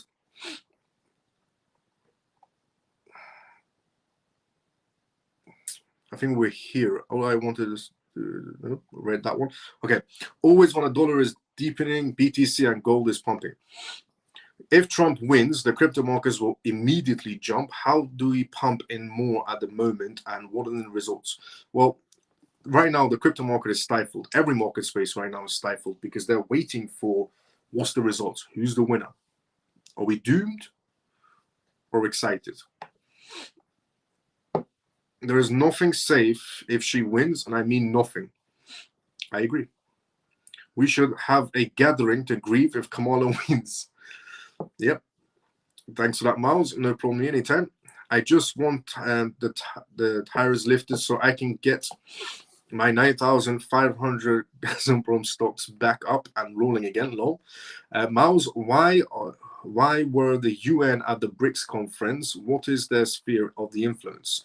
The UN, well, they're a manipulated group as well. That's why they were there.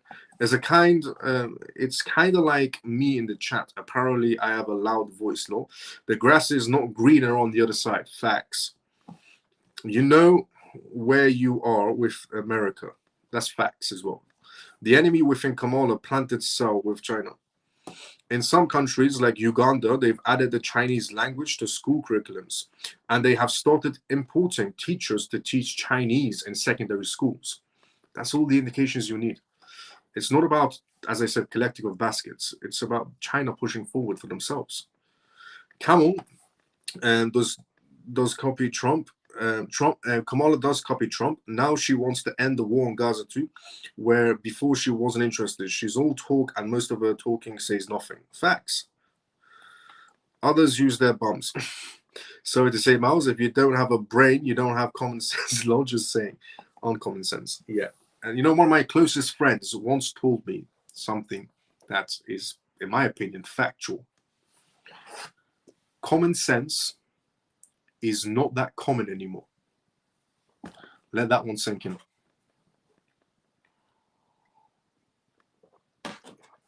Common sense is not that common anymore. Now, what we talk about next is Iran and Israel. So, the Iranian-Israeli situation is definitely going to be causing market turbulence. And it's happening right now as we speak. Essentially, right now, the scenario of Iran going to retaliate is possible, highly possible. Mainly because, not even highly possible, it's going to happen. Iran is going to retaliate against Israel. Reasoning why is because there's one man in charge of Iran, and it's not the president of Iran or the prime minister of Iran. It's the guy, Ali Khamenei. He's the man in charge of Iran.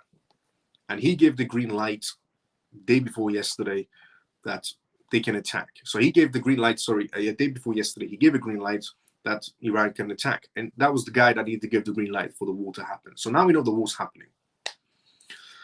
If the war is going to be happening, we need to position ourselves correctly inside the market space. So what do? You can short the market space, not financial advice in any sort of a way. You can, buy into better positions, not financial advice in any sort of a way. So hedging against it in terms of shorting the market when the essentially does happen in that scenario, or hedging against it if you want to go to gold for safe haven scenarios and so on. But shorting will be the better scenario, rather than going for gold and silver and so on to hedge against it, or going for the dollars. Or if Kamala becomes president, dollars going down too with it. I think when Kamala, hopefully not, just want to point this out, hopefully not, because she's like a plague. Hopefully Trump wins. But if some way Kamala wins this election, I think we'll have the first ever war where the dollar isn't going up in value. If the Israel and Iran war starts, in any war scenarios, the dollar becomes automatically strengthened.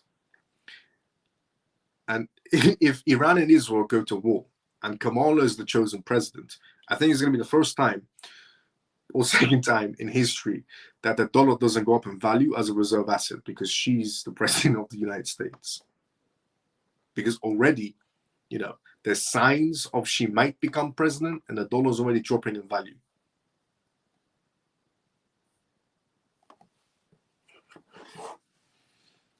And that'll be the first time the dollar isn't going to be a reserve asset.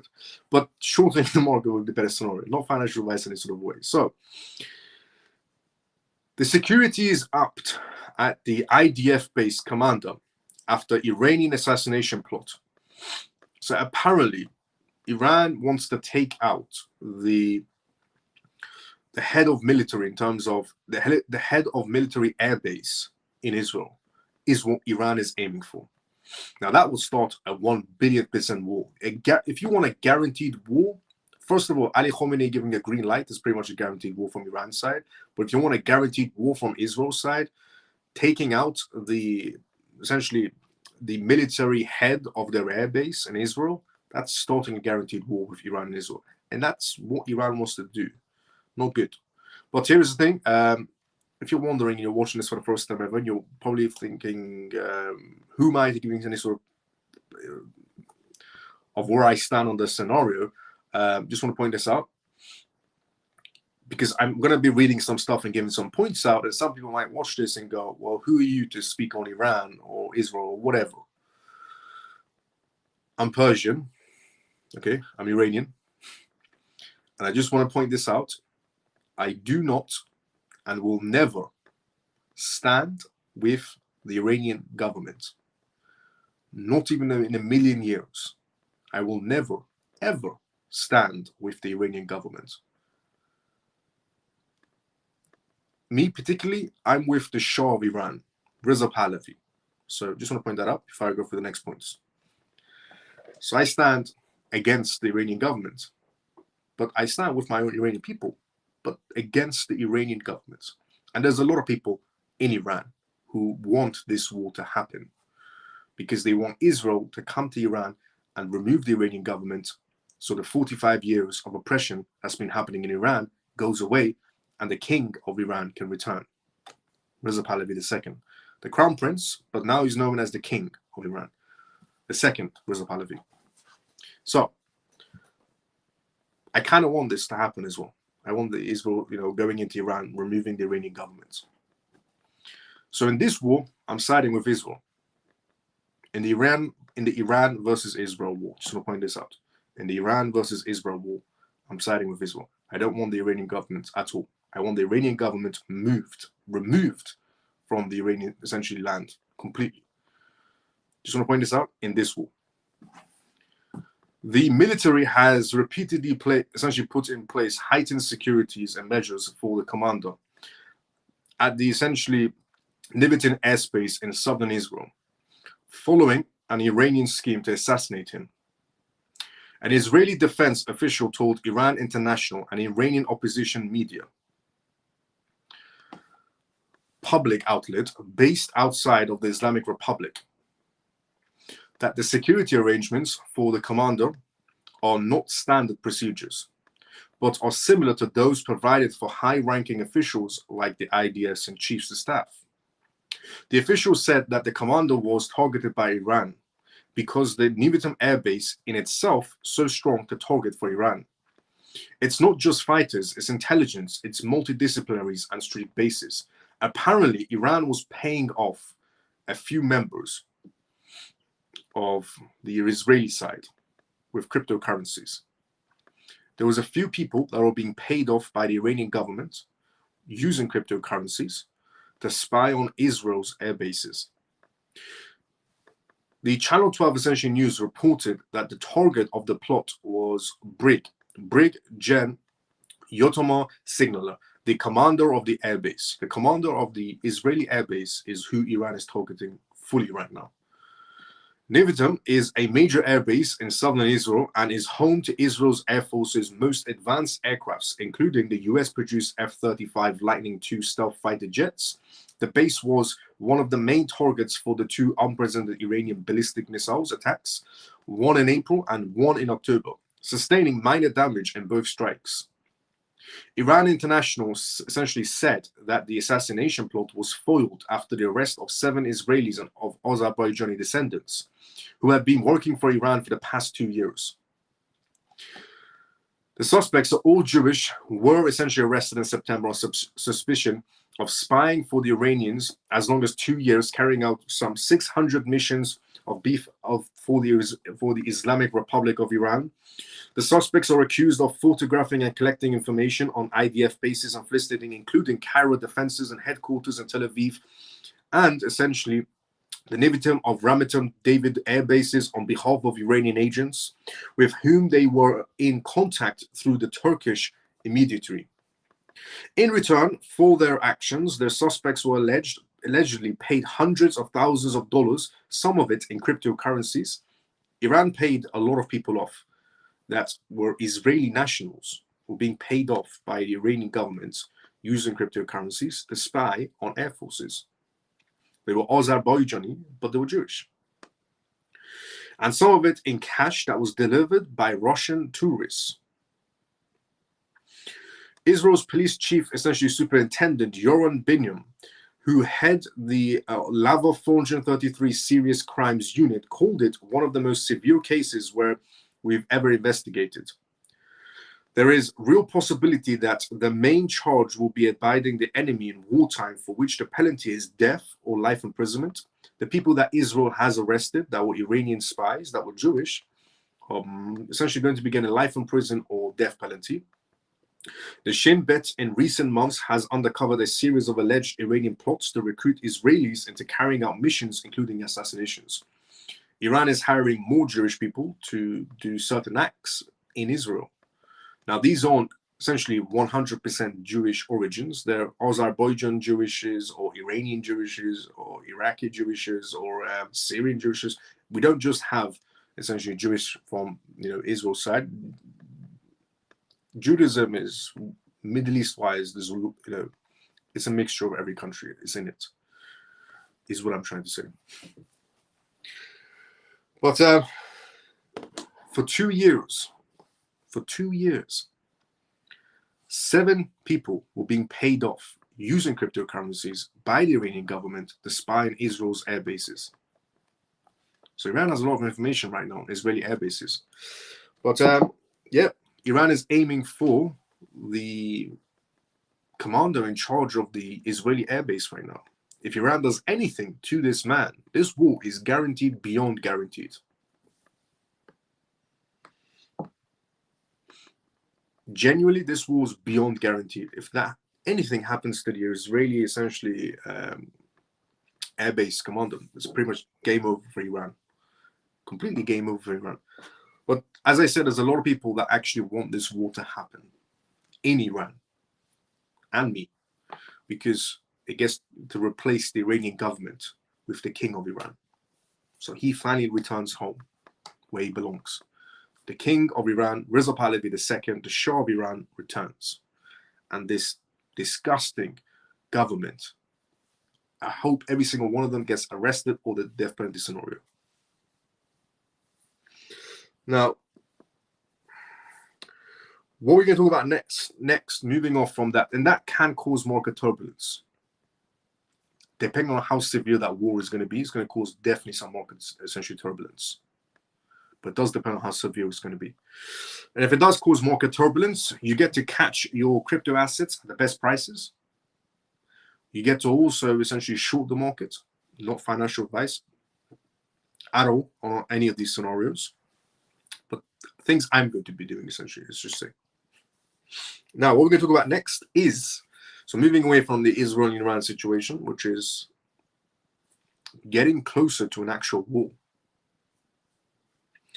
with market turbulence on the way, to SEC officials. The SEC officially kickstarts the review process for the large fund cap ETF. Before we go through that, let's go to the comment section first. As I said, this is live, which means if you do have any questions, put it down in the comment section. I'll be more than happy to answer any questions you may have. So let's go to the comment section first. Let's see what's going on there. And then we go straight into the SEC news regarding the ETF that's been looked into right now, which is XRP involved. Let's go to the comment section first. Let's see. Sorry to 100% facts, Miles. Let's go. I knew you were Persian. My dad is full Persian from... Let's go. Golden Dragon, your father is Persian as well. Let's go. Yeah, I'm Persian. If you're watching this for the first time ever. It might happen tomorrow when the world is focusing on the election. It's a possibility. You never know, because the green light has been given. So this war is confirmed, just from perspective. Iran has confirmed this war. So this war is going to be happening now, which is what Israel wanted as well, which is what I want. I mean, a lot of people want this war to happen. This is one war that needs to happen. Because the Iranian government are like cockroaches. Genuinely. The Iranian government, they're like cockroaches. Quite a lot of Israeli people have dual nationalities, Miles. That's true. Yeah, that's true. I hope so too, Miles. The real people of Iran have suffered for a very long time. Yes, 45 years. The Iranian people have been suffering 45 years under this stupid government. Now, hopefully, Israel can fix that for us, for the Iranian people. Now, SEC. SEC officially kickstarts the review process for Grayscale's conversion of digital large cap fund to ETF. Yes, day before yesterday, I revealed to everybody that the SEC has acknowledged the Grayscale essentially large fund cap, which is Bitcoin, a mixture of Bitcoin, Ethereum, Solana, XRP, and AVAX as an ETF. And essentially 2 nights ago, I revealed to everybody that the SEC has acknowledged it. Well, now they're actually reviewing it. So now it's getting interesting. So, in the latest developments, the US SEC has published Grayscale's 19B4 filings for its digital large cap fund in the essentially in the Federal Register. This has now officially kickstarted the SEC's review process for the asset manager's application to convert this fund into an ETF. The review process has finally started. By the way, the other ETFs are not being looked into by the SEC at all, but Grayscale sues. It's difficult for the SEC to reject Grayscale because Grayscale sues. The reason we even had Bitcoin ETFs at the beginning was because Grayscale sued the SEC and won, which means the SEC had no choice but to come up with the ETFs. Knowing that Grayscale will sue again, and they will win against the SEC, there's no point of the SEC even bothering to go against them. But the rest of the ETFs, they don't care for now, the SEC. Gary Gensler doesn't care. But they know Grayscale will sue immediately. And not only they know Grayscale will sue, Grayscale has admitted that they will sue again if the SEC doesn't look into their essentially filing. And the New York Acura also said to the SEC that they should be looking into it as well. So this has now officially kickstarted the SEC's review process for the asset manager's application to convert these crypto assets into one big ETF. Grayscale revealed in a press release that the US SEC has published the NYSE, the New York Stock Exchange's Acura's 19B4 filing to list and trade its digital large cap fund on exchange traded products, ETPs, in the Federal Register. The asset manager filed essentially to convert the digital large cap fund into an ETF. Around 2 weeks prior to the SEC's acknowledging the 19B4 applications. The press release underscored Grayscale's and New York Stock Exchange's Acura have essentially taken a complete, thoughtful approach towards developing a proposed rule set to permit the listings and tradings of shares of multi-crypto assets and ETPs within the SEC existing standards, and we look forward to engaging with the regulators as we seek to bring digital assets further into the US SEC regulatory perimeters and deliver for our clients. Under the proposal, funds invested in a diversified basket index must invest at least 90% in commodities with established surveillance or future markets. Like Bitcoin and Ether, while up 10% could be allocated elsewhere if approved, this rule would directly benefit GDLC, which tracks the CoinDesk Large Cap Select Index, DLCS, and invest in a diversified basket of large cap digital assets that is rebalanced quarterly. As of November 1st, the GDLC currently holds over $530 million in assets under management for their fund. The fund also holds Bitcoin, Ethereum, Solana, XRP, and AVAX, which are weighed in according to their respective market caps. The review process can take up to 240 days before the regulator decides to approve or deny the application. This will be the first time a national securities exchange lists and trades shares of multi-crypto asset ETPs if the US SEC accepts the New York Stock Exchange's Acura proposed rule change. Grayscale remarked that the New York Stock Exchange Acura's proposed rule change seeks to revise how the exchange defines ETPs that holds commodities and digital assets going beyond Bitcoin and Ethereum.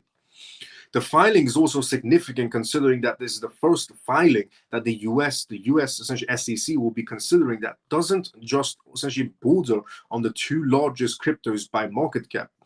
With the SEC's conversional stance on cryptocurrencies, non-security status except for Bitcoin and Ethereum, and it will be worthwhile to watch out for the SEC's comments on the application. The US SEC has yet to react to the Van Eck and 21 share spot Solana ETF applications and to the XRP ETF filings from Bitwise and Canary Capital, and recently 21 shares also recently joined the XRP ETF race last week when they filed and formed their S1 for their XRP ETFs in the SEC. So the SEC has finally opened the case file, let's say, for the large fund cap of Bitcoin, Ethereum, XRP, Solana, and AVAX. It's finally being looked into. As I said, mainly because they know Grayscale will sue and Grayscale will win no matter what. But this is great news because this fund gets accepted. Then the rest of the XRP ETFs, there's no reason for a rejection because that's an XRP, as I said previously, that's the same XRP that's been essentially in a collective ETF that could be approved, and a separate XRP ETF is the same XRP. So there's no reason for that to be rejected or not to be looked into by Gary Gensler. That's amazing news. It's finally been looked into. Now, here is something regarding CBDCs, which it's an interesting one. My man, how you doing, Parker? Good to see you as well. How you doing? Grayscale are minted. Let's go, Ian. Yeah, they are. Grayscale is absolutely minted, and they know, the SEC knows, Gary Gensler knows, Grayscale will sue them into the ground, just like before. But now, what we're going to talk about next is the US Treasury. So the Treasury Advisory. Because here is something that everybody needs to hear. The Treasury Advisory Committee calls for CBDCs to replace stablecoins.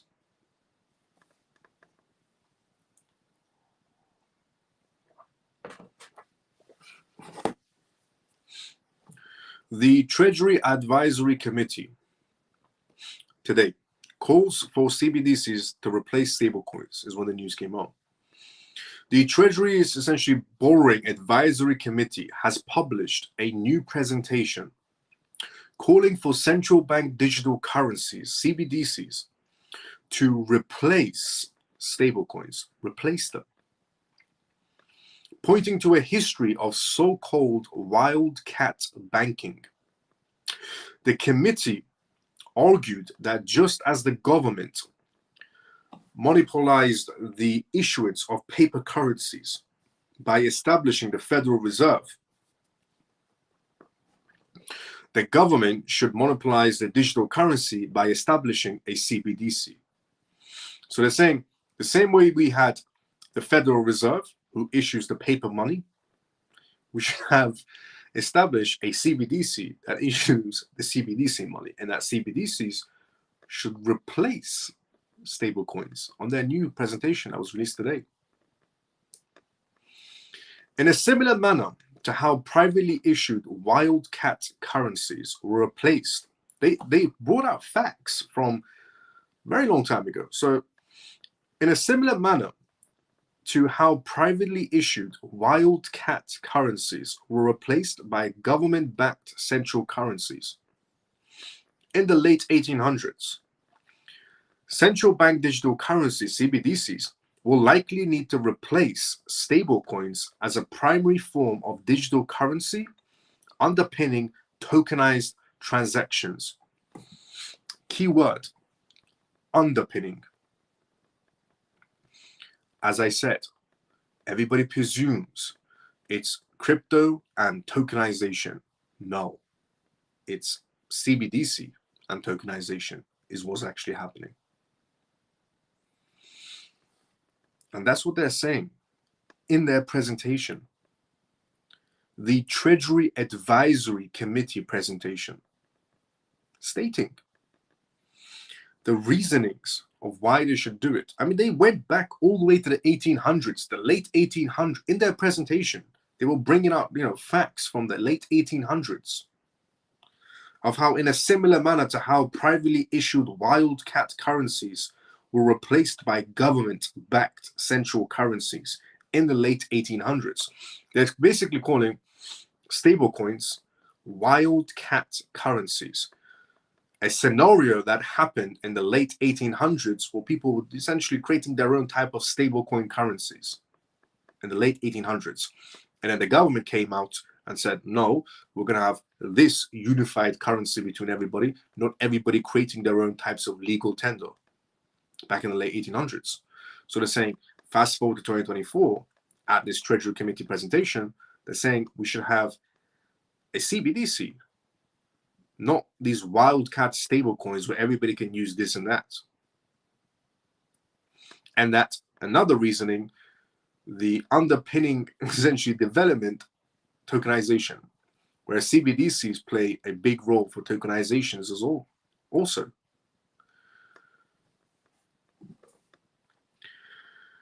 because as they said, central bank, because of the late 1800s scenario, central bank digital currencies, CBDCs, will likely need to replace stablecoins as their primary form of digital currencies underpinning tokenized transactions. This statement has several problems, just to point out. It has more than several problems, but here's some problems. This statement has several problems, but let's just consider 3 of those problems. The first problem is the implementation that the history of banking inside the United States was history of wildcat banking, which is true. The idea that banks were defrauding customers and disappearing with their money is certainly a concerning one. And it did happen at times. However, such wildcats were far from the norm. While it is difficult to put an exact number on the issues, George Sylvan, the director of the Cato Institution Center for Monetary and Financial Alternatives, estimates that the total number of wildcats was no higher than 173. In contrast, he estimates that there were around 2,450 banks in total during this time. Second, while many people like to suggest wildcats were the source of failures during this period, the bigger problem was the laws governing banks and under essentially mined financial stability.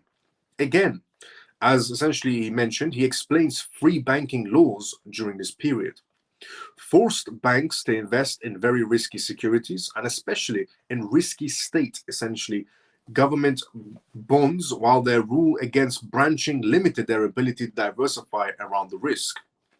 It was owing to these restrictive components of a US-style free banking that essentially scades of American free banks ended up going bust.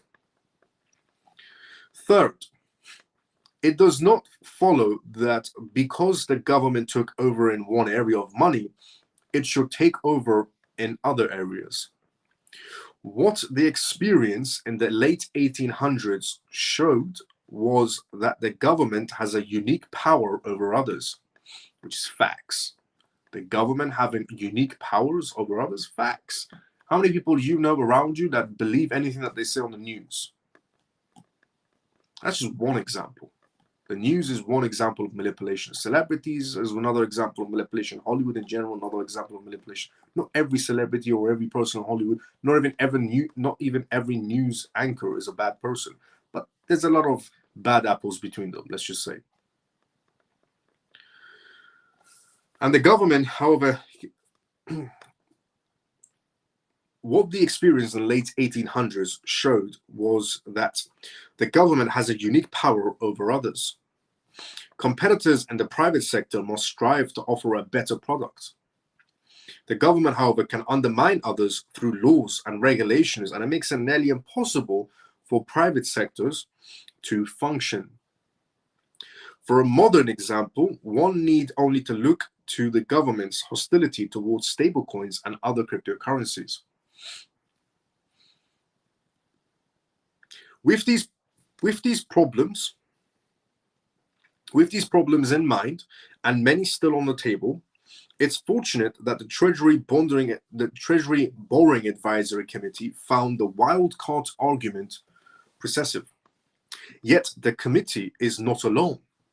This argument has been used by the likes of, here's where you can say where they got this from, where the Treasury, essentially the Treasury Committee got their talking points from.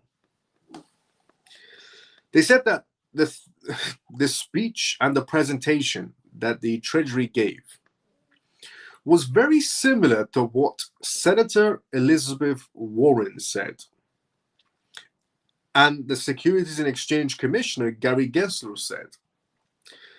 Then the Federal Reserve Vice Reserve Chair, essentially Lee Brainhead, said, and the European Central Bank President Christian Lagarde said, and the European Central Bank board member Fabio said, and the countless others in the pursuit of expanding the state. Everybody that I mentioned right now in that category is pro-CBDC. The real lesson from the wildcard story is that policymakers must be held accountable. They should not be allowed to undermine their entire industry, and they should not be allowed to swoop in to monopolize it when eventually it fails. That was the past, and it's the truth today. The difference comes down to whether Americans let it happen again. Will Americans, or in general the world, let things happen again on repeat? Will history repeat itself is the number one question. The answer to will history repeat itself is very simple. And the answer is yes. Reasoning. The reason that we even have the quote, history will repeat itself, is because people are forgetful. Genuinely. The reason history is very easy to repeat over and over again, and why we have a quote called, essentially a quote for history will repeat itself, is because people are forgetful. It's the only reason history will always repeat itself. It's the same scenario now. One very good scenario I can give you, which is going on right now on people are forgetful, the elections. Kamala Harris, Biden administration, sleepy Joe. 4 years. For 4 years, a lot of people couldn't afford groceries, couldn't afford to pay their rent. Under the Biden administration, they couldn't afford groceries, be able to pay their rent, be able to afford a house, put gas in their car, or get a decent job with a decent wage. And there are people voting for that again, because the person that was running the Biden administration has came out and said, we're not going back. No more 4 years of that. How are we going to change the world? I'm going to change the United States, is what she said. You see, the reason why history will always repeat itself is because people are forgetful. People forget that they were tortured pretty much for 4 years, where they couldn't buy groceries, where they couldn't afford to put gas in their cars, they couldn't afford to pay their rent, get a loan, get a mortgage, be able to buy a house. People completely forgot that for 4 years, all of these issues were happening. And when it came to voting season, they voted for the same people that did that to them for 4 years. So to answer the question of, ending on that committee of, will history repeat itself? Will people let history repeat itself? Yes. Unfortunately, history will definitely repeat itself. People are forgetful. There was a story that I only revealed once on this live a very long time ago, which I'm about to do now again, just as a very good example of something that happened in reality. During Joseph Stalin times, he got a chicken. Bear with me. He walked into essentially Parliament, at that time, a committee with leaders sitting around, and he walked in with a chicken. And he put the chicken on the table. And he started pulling out the feathers of the chicken one by one in front of these leaders. And these leaders are looking at him going, is he crazy? What's he doing? And he's just pulling out one by one every feather from his chicken. And it's excruciating pain for this chicken. And this is a true story. He's pulling out the feathers one by one from this chicken until there's no feathers left on this chicken. And he puts the chicken on the floor. And he puts some grains in his hand and puts it near the chicken. And the chicken eats the grains from his hands. The same chicken that was in excruciating pain, where his feathers were being taken out one by the same person that offered him a crumb. The chicken went straight for the food. And he gave the example of, it doesn't matter what we do to these people. If we throw them a crumb, they forget about everything else. And he used the chicken as that example. Just let that one sink in. He brought a chicken to a leader meeting committee, pulled the feathers out one by one, chicken, excruciating pain, everybody looking at this man like he's crazy. There was no feathers left on that chicken after he pulled out each feather, puts the chicken on the floor, puts some grains in his hands and puts it next to the chicken. And the chicken eats the grains from his hands, the same hands that were pulling his feathers one by one. And he used the quote, as I said, it doesn't matter what we do to these people. You give them a crumb, they forget about everything else. Let that one sink in.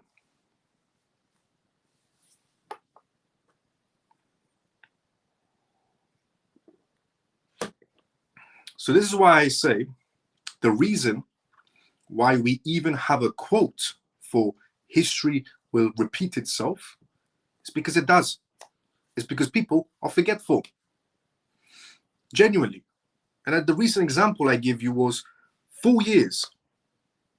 For 4 years in the United States, a lot of people couldn't afford to put gas in their cars, couldn't afford groceries, couldn't afford to pay their mortgages, their rents, couldn't get a job or a decent job, a good paying job. And they went through that for 4 years. And what happened at the end? They were trying to vote for the same party that did that to them for 4 years. Remember the chicken? One by one feather, crumb? 4 years. Excruciating pain for 4 years they had, those people, and they're still voting for the same party. Chicken, crumb.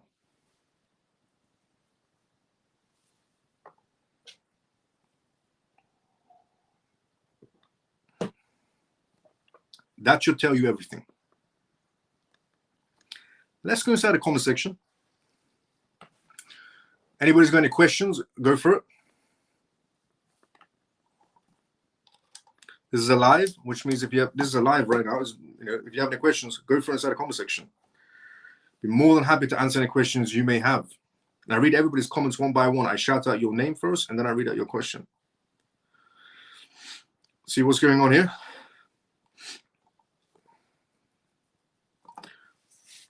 But Miles, didn't that mean that there will be no longer free world trade? Well, that's the aim. The aim is to live in a controlled world.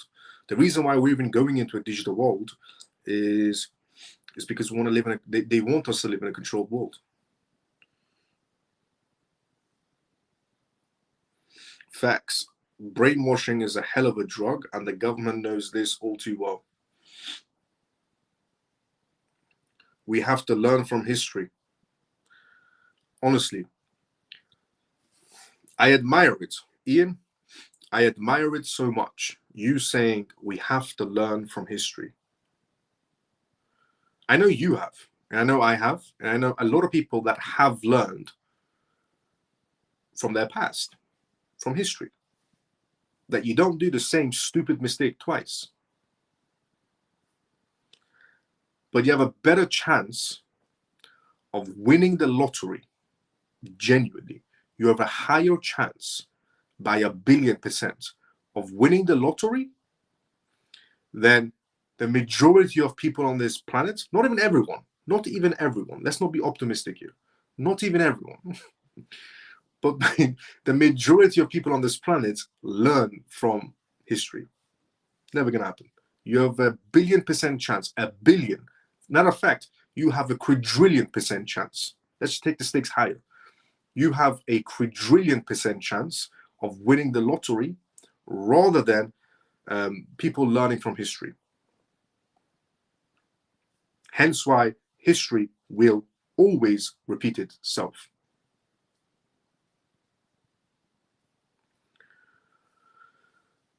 History will repeat itself because stupid people repeat history. Well, those stupid people are very forgetful. Literally, individuals putting gas in their vehicles to go out and volunteer to vote for the same party. That is excruciatingly painful. All love, though. Honestly, I just don't know what to say sometimes. I say a lot of things, but in some scenarios, I'm genuinely stumped. Honestly, in some scenarios, I'm genuinely stumped. I'm just looking at it and going, how the hell is that possible? And then I forget. I mean, then I remember the chicken story.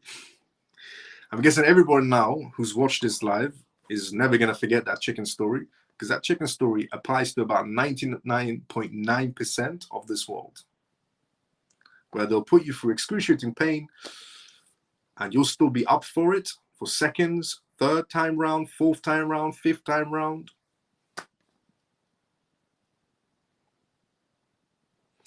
How will you travel freely with so much control around us, even though we have positioned ourselves properly in the crypto space?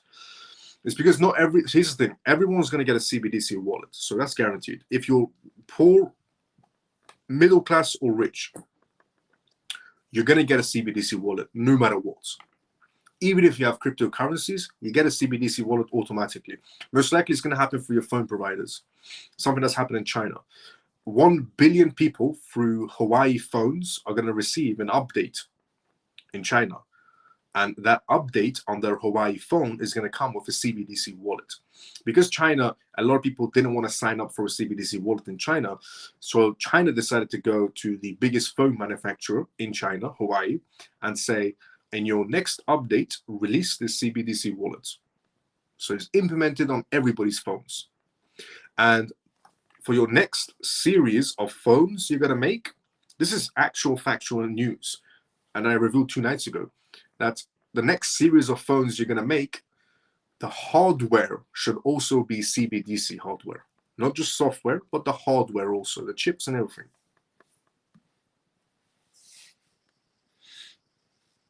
So everybody's going to be on CBDCs. Even if you don't want to download the app, don't make you download the app. Not difficult. And so rich, poor, middle class, upper middle class, lower middle class, whatever class you're sitting at, you're going to get a CBDC wallet. Even if you have crypto assets, you're going to get a CBDC wallet. Now, it's about positioning yourself correctly in a CBDC wallet. You can use common sense or you can listen to other people. You might be thinking, well, if I'm watching you, I'm listening to other people. Sure. But I speak with facts and you can go and check them out. It's all public information. What I'll be mentioning essentially is, the Bank of International Settlements, public documentations, which anybody can go read, public information. World Economic Forum events, they're all events that are on YouTube, which nobody ever watches. The International Monetary Fund reports, public information, central bank essential documentations, all public information, and so on. So it's about positioning yourself correctly in the digital world, and that cryptocurrencies will be used alongside it. Cryptocurrencies will be used alongside CBDCs, but not every cryptocurrencies, just to point that out as well. Privacy coins, hell no. There's not a single public exchange that's going to be accepting privacy coins. Privacy coins will most likely be an asset that you would use on the other side of the market space, not even in DeFi. DeFi is going to get heavily regulated. So the other side of the market space is where you're going to be using privacy coins. the dark side of the market space. But crypto assets, it will be used. It will definitely be used, because the wealthy and powerful people don't want to control each other. They want to control you. The wealthy and powerful people, they don't want to control each other. They want to control you. That's the whole point. But they're going to have a CBDC wallet as well, because CBDCs comes with other capabilities as well. There's wholesale CBDC and retail CBDC. Retail CBDC for everybody. Wholesale CBDC for the institutions and banks. But CBDCs come with a capability of tokenization. So there's some aspects to it as well, that some appealing aspects, you could say, for some institutions, or all institutions and banks, to be precisely accurate. But here's the thing: the cryptocurrencies that you're going to be able to use them alongside CBDCs, or cryptocurrencies that are going to have a purpose in that world. So a particular cryptocurrency used for a backbone of CBDCs is something that's going to stick around. A cryptocurrency that's used for document transfers in terms of smart contracts and so on in a digital world, that's going to be used as well. So anything useful for them is going to be sticking around. And it's very easy to tell what crypto project is going to stick around and what isn't. It's very easy to tell. And you don't need to listen to other people. You can just look at the documentations. So if you have a crypto project, if you're looking at a crypto project, and this crypto project claims it's the fastest crypto project, the cheapest crypto project out there that anybody can use, it does tokenizations and so on, trash. What you need to look at is, who is it working with? It's very easy. Who is this crypto project working with? Is it working with an established bank? Is it working with the World Economic Forum alongside them? Is it working with the International Monetary Fund? Is it working with the Bank of International Settlements? Is it working with any sort of, HSBC Bank, JP Morgan, Citigroup, UBS Bank, DBS Bank, Switzerland banks, private banks, public banks, commercial banks? Is it working essentially with major institutions? Second, does it have licensing? Important, very important in this scenario. Does it have licensings? Does it have money transfer licensing? Does it have AML licensings? Is it able to operate in different jurisdictions? And third, well, this should be the first one. Is this going to be around in 5 years' time? Minimum. Is this project going to be around in 5 years' time, or 10 years' time, and so on? So, is it going to be around 5 years or 10 years' time? One. Two, who's it working with? Is it established? Is it a bank? Is it an institution? Three, does it have licensing? If it doesn't have licensings, if it's not working with the banks and institutions, then I couldn't care less about that project. If it doesn't have the correct licensings, if it doesn't have essentially any sort of establishments or partnerships or developments or contracts going on with banks or major institutions, then I couldn't care less about that project. That project can scream from the rooftops, we do tokenizations, we're the fastest, we're the cheapest. I couldn't care less. You're a nobody unless you have the correct licensings and the correct partners. We're talking about a market space. A market space filled with institutions and politicians. So there's a lot of crypto projects out there that claim to be the fastest and cheapest. It's not the most important factor. I'll give you an example. Ethereum.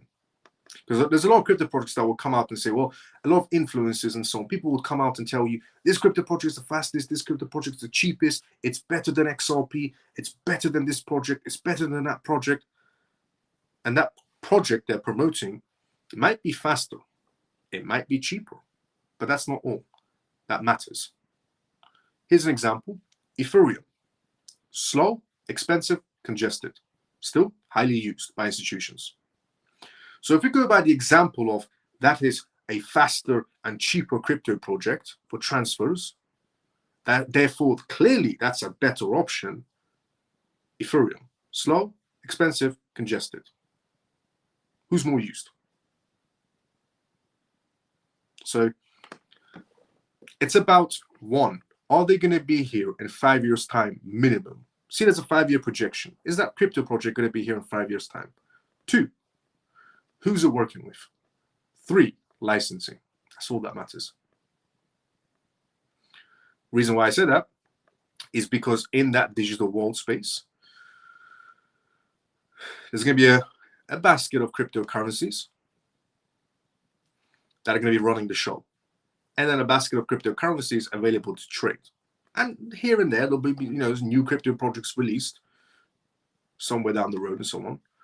But if you position yourself correctly, you're pretty much sorted out in the digital world. Because, as I said, the digital world is to control the peasants.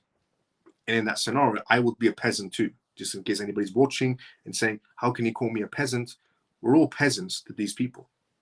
These are very incredibly wealthy, manipulated, and corrupted people. And we're peasants to them. So they don't want to control each other in a CBDC world. They want to control peasants. Me. Or you, or anybody else watching. So position yourself correctly. So if we're going to go to a CBDC world, there are 24,000 plus crypto projects, let's say. One crypto project has an active CBDC platform. Out of 24, 25, 26,000 crypto projects, one crypto project has an active CBDC platform with multiple CBDC awards and is actually being used as a CBDC in one particular jurisdiction so far, and has multitude of licensings. They've acquired a lot of establishments for themselves, Metago and a few others. They're on the documentation of the Bank of International Settlements titled Cross-Border Payments, public information. So clearly, XRP would be a nice choice. People inside the crypto space might tell you otherwise. Those people will be poor on CBDCs. I was going to say something much more nicer, but let's just get straight to the point. Those people will be very, very poor with their poor choices on CBDCs. And then you get the other side who are going to be on meme coins. You're going to get the people that are on meme coins. And I get the appeal of meme coins. Everybody wants to be meme coins because it's quick money. You get to make your money and exit. But you also get to lose your money very quick before you exit. And it's not a category for anybody to be in. For the majority of people, especially if you're new inside the crypto space, big red mark, big red X on the meme coin section. Big red X on the meme coin section. It's a good way to milk newcomers inside the crypto space, meme coins. There was a time period in 2023 where meme coins were thriving. Okay? It was a time period in 2023 where meme coins were thriving. And it got to a stage. You know how there's a lot of scammers that create meme coin projects. And they create these funny looking animals and they give it cute, names on their tokens and so on. And they create these, colorful websites and colorful logos and tweet these memes out and so on. And they create the whole funny meme package token. And they spend a little bit of time. Scammers, actually, there was a time period. These scammers used to spend a little bit of time creating these projects. It got to a stage in 2023 where one scammer decided it's getting easy to scam people in the meme coin section. It's getting too easy. So one scammer inside the meme coin section, you could even say tested the waters. He decided it was so easy to scam people inside the meme coin section that why even bother creating a essentially meme coin website and a meme coin Twitter page and so on? Why not just name the token what I'm going to do to people?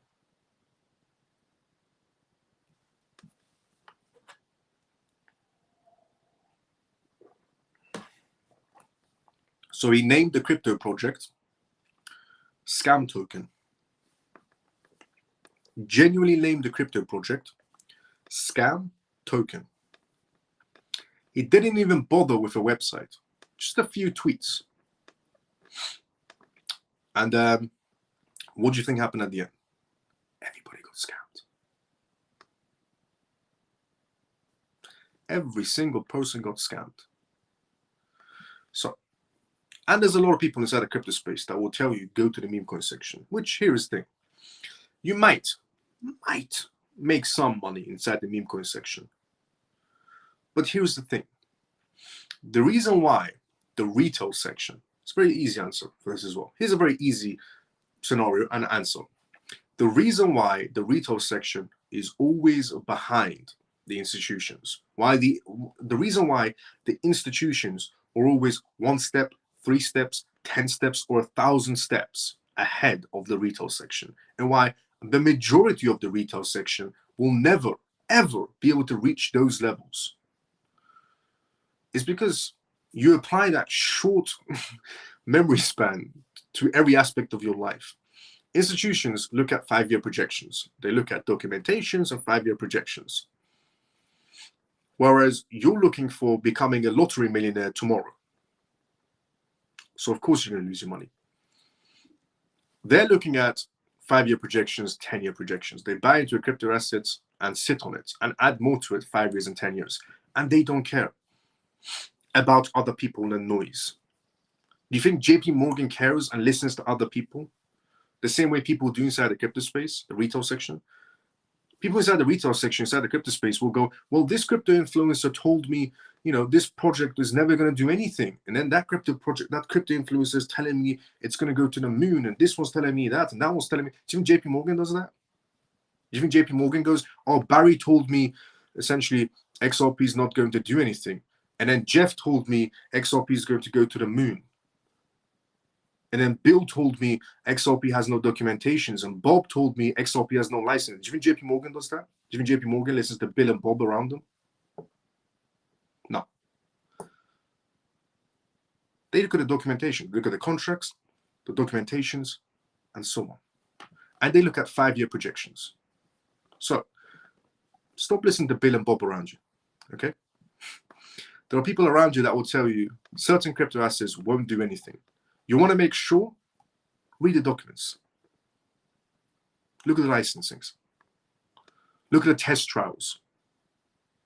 Look at the central banks. Go and look at the World Economic Forum videos. Because that's what institutions do.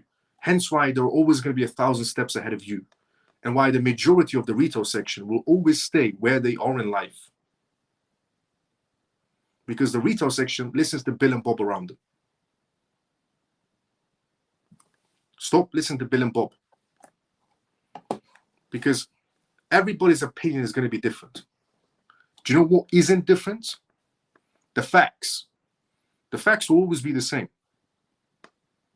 That PDF document that you read will be the same for the next person. But Bill and Bob will always have different opinions. So just read the facts. So, in a CBDC world, choosing the correct projects before a CBDC world is extremely crucial. If you're stuck in meme coins in a CBDC world, and for example, let's say in this scenario, you're holding Donkey token, as I tweeted out, the only donkey holding Donkey token in a CBDC world is you. There are a lot of people right now inside the crypto space telling you, get involved in that meme coin and this meme coins for life. In a CBDC world, do you really want to be holding Giraffe token or Frog token or Cat token or Camel token? We're not that far off from the CBDC world. 2025, a lot of CBDCs coming out. Don't get left behind. So position yourself correctly in the CBDC world, as I said. And Lina's question on essentially, why will they not look for some kind of regulations that prevent us from spending our cryptos? Because they won't. They're not going to be creating any sort of regulations that will prevent us from spending our CBDCs, because they're going to be spending their CBDCs as well. The whole point of a controlled world is to control the peasants, not them. They're going to have access to CBDC wallets as well, but they're not going to be controlling each other. They're going to be controlling us. But if we are smart enough to position ourselves correctly in a CBDC world by going for the underlying assets of a CBDC world, of a social credit system world, of a carbon footprint world, then we're good as well. And again, it's very easy to pick the correct assets. XRP, excellent. But why listen to me? Read. The facts will always be the same. But Bill and Bob, as I said, will always have a different opinion.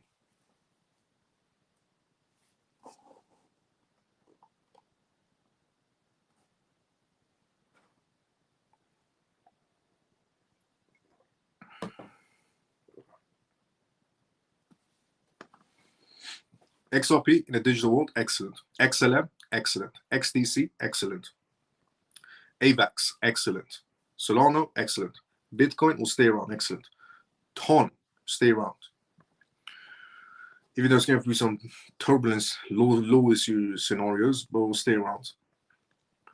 Chainlink will stay around. So, XRP, XLM, XDC, HBAR, ACH, Ethereum, Solana. Solana is used for a lot of washing money, if you know what I mean. Washing machine scenarios. TON, washing scenarios as well, so that will stay around. Chainlink will stay around. AVAX will stay around. Yeah. And a few others.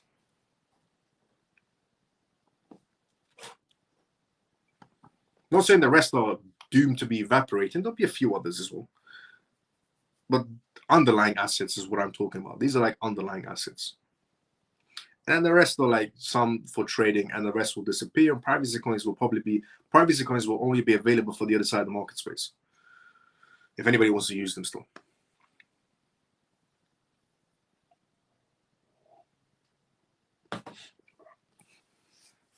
Are you on Discord or Telegram? Telegram.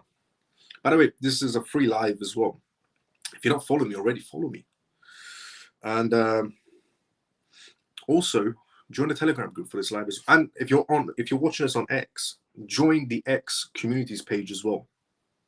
Join the X communities page. Click on my X profile if you're watching this. Click on my X profile, and the communities page is there. Join the CMF. The name of this live is CMF. Join the CMF on X communities. And the Telegram is Crypto Miles Family, no spaces. Crypto Miles Family. So yeah, I'm on Telegram, not Discord, just Telegram. Telegram is completely free for life. Everything I provide is completely free source, completely for life. This live is free for life. Telegram is free for life. You can message me, direct message me whenever you want. I don't charge any money. I don't need anyone's money. I don't charge any money.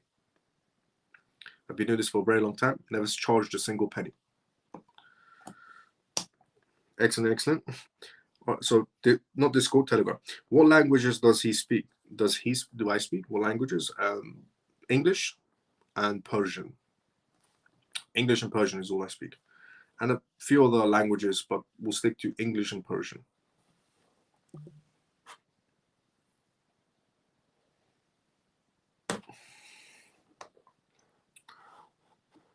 Mainly English and Persian, because I'm Iranian, so English and Persian. Now, Bolivia, that's regarding, are they going to introduce laws to prevent us from spending crypto? No, because those laws will affect them. They want to spend their crypto in a digital world as well, because they don't want to be controlled by each other. On the basis of, how will traveling freely with so much control around us, even us position ourselves properly in the crypto space? Because of your assets. If you want to, essentially benefit in a digital space with your crypto assets, the only scenario is to put your head down and pretend nothing else is happening around you. So if you try to speak out, then you won't make it too far, even if you're holding the correct assets, just to point it out. So even if you're holding the correct crypto assets and you try to, speak out, you won't make it too far. But if you have the correct assets, put your head down, you can do whatever you want, help your family, help yourself. You try to stick your head up with your cryptocurrencies, they'll take it away from you. No word of a lie. So how are you able to travel freely with so much control around? Even if you have the correct crypto projects, stick your head down, focus on yourself, focus on your family. And in a digital world with so much control, with your crypto assets, you can do whatever you want pretty much. But you try to stick your head up, say the wrong thing, say it too loud, they'll take everything away from you.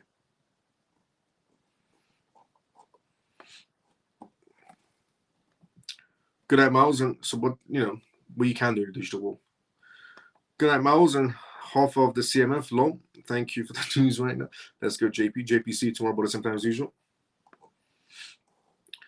Teach Miles, teach. Share the live. This is good stuff. Let's go, Scott. Teach Miles. Let's go, Scott. Did Joe Rogan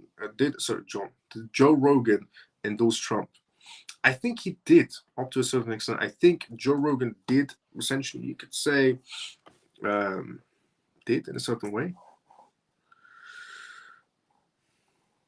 Separating from Bill and Bob. Separating from Bill and Bob was one of the best decisions I made inside the crypto space. And in life, just tune in to the market and join the CMF. You'll just fine. Facts. Always tune into this live. 100% facts. You'll be just fine. Yes, definitely. Excellent. Excellent. Let's go. Your Discord read that already. But Boss Miles, you are speaking up and out and loud. So how are you being safe? The reason why I'm safe when I speak out loud and put my head up is because we're not in that digital world yet. And I have a background in law, which means I know how to correctly phrase when I need to. If I want to correctly phrase something, I know when I need to. But I also understand we're not in that controlled environment yet. If we get into that controlled environment and I was saying the things I was saying, yeah, I wouldn't be here starting too long.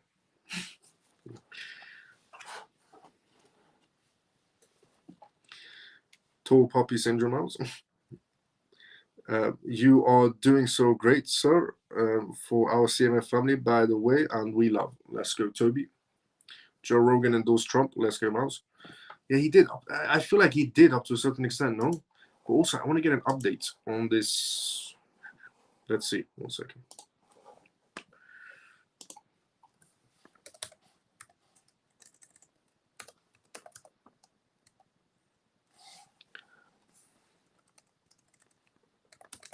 Elections-wise, what are we looking at? Trump's lead over Harris in better markets endorsed as platform tight odds. That's 4 hours ago. 1 hour ago, Trump and Harris in final election push as polls signal extremely close contest. U.S. elections live, polls and ties in Trump's swing states. Okay.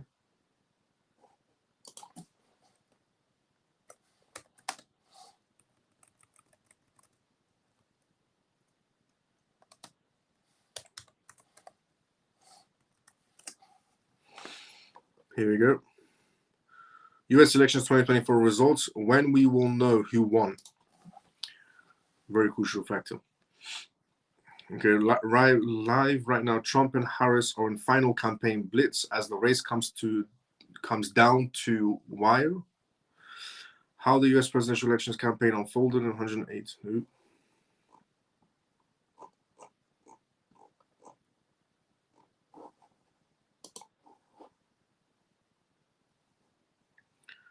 Elections, okay, here we go.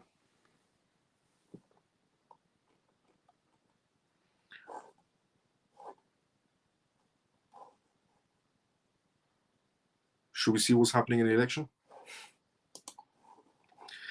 Joe Rogan. Good morning, Miles. I joined the last tonight. Is Kamala winning at the moment? I'm about to find out now. Many thanks, Miles, for helping us all, showing us the way. Much love and respect. But let's go, Ian. Let's find out 1 second quickly what's happening on this basis.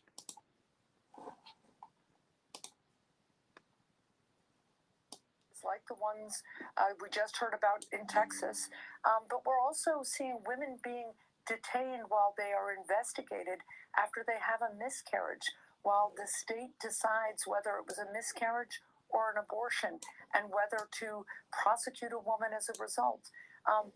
I grieved terribly for the loss of this pregnancy, as did my husband. We were blessed several months later. We became pregnant again, and our daughter, who is now 31, is the result. Waiting for the update. This is election live updates as Trump and Harris remains tight race. For women, this is about whether we are going to be fully relegated to second-class citizenship, or whether we're going to be able to make our own healthcare decisions. And at the top of the ticket, you have Kamala Harris running, who wants to restore the rights that we had under Roe. We need to move forward and make sure that we're not saying that politicians somehow are going to be able to envision every complication and health risk that can come up in a pregnancy. They happen throughout pregnancy. We need to trust women and their doctors to make these decisions. Otherwise, the consequences are really, really significant and harmful for women, for their health, And they also discourage doctors from going into to reproductive health care. And this is at a time when we have fewer and fewer doctors practicing this kind of care, and where we have more and more maternal health This is the CBS around the country. Senator, so these are consequences that I hope every woman will think about, and men. So CBS News says most recent polling analysis shows the race between Vice President Kamala Harris and former President Donald Trump is still a toss-up in 7 battleground states. Abortion bans that are put into place. We know that women, no matter where they live, have certain rights, as all Americans do under our Constitution. We know how important it is for women to be able to travel for work, or decide to choose a college because it's the right college for them, or visit a friend for a week. And if something happens while they're traveling somewhere in the country, we don't want their life to be at risk because a bunch of politicians decided to impose their own ideology, which is quite an extreme ideology, on women. I don't understand how this election is close. I don't know one person that is voting for Kamala. Polly market is just shifted Trump's favor. Together. And you know, right now, what we're hearing in New Hampshire, what doctors tell me, and what moms and dads tell me, is that they've got their daughters looking at life decisions, what kind of birth control they're going to get, whether they go to college in certain states, whether they travel throughout our country, because they are so scared of the. I like how they're talking about, and you might be wondering, why am I watching CBS? It was the only one that came up on live. But that we're hearing about where something went wrong. And why are they talking about women's rights and birth control? Not once Trump said he's going to take away any of women's rights. Disinformation is still spreading in the final hours before Election Day. Our CBS News Confirmed team helps us break down the latest fact versus fiction. You're streaming the Daily Report. They're still spewing lies. Trump's not taking women's rights away. He's in favor of, everybody having rights. But here's the thing. They said in the last few hours, which means a few hours means roughly between 2 to 3 hours. So we're going to come to an end.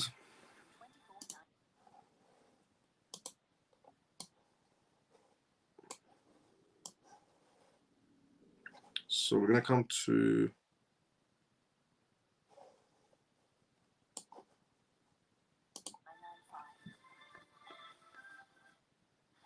I'm just really good to adverts back to back. We're going to come to an end on tonight's live, because a few hours on these voting systems can lead up to 4 or 5 hours. You never know. That is all they have left. More mind manipulation. I agree 100%.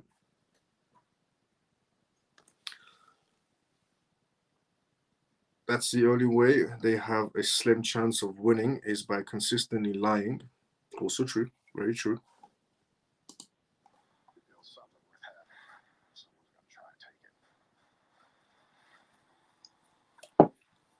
And let's go to adverts.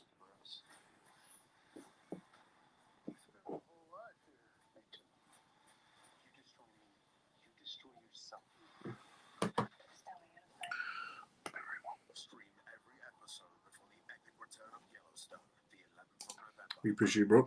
Thank you for the kind words, brother. Here we go.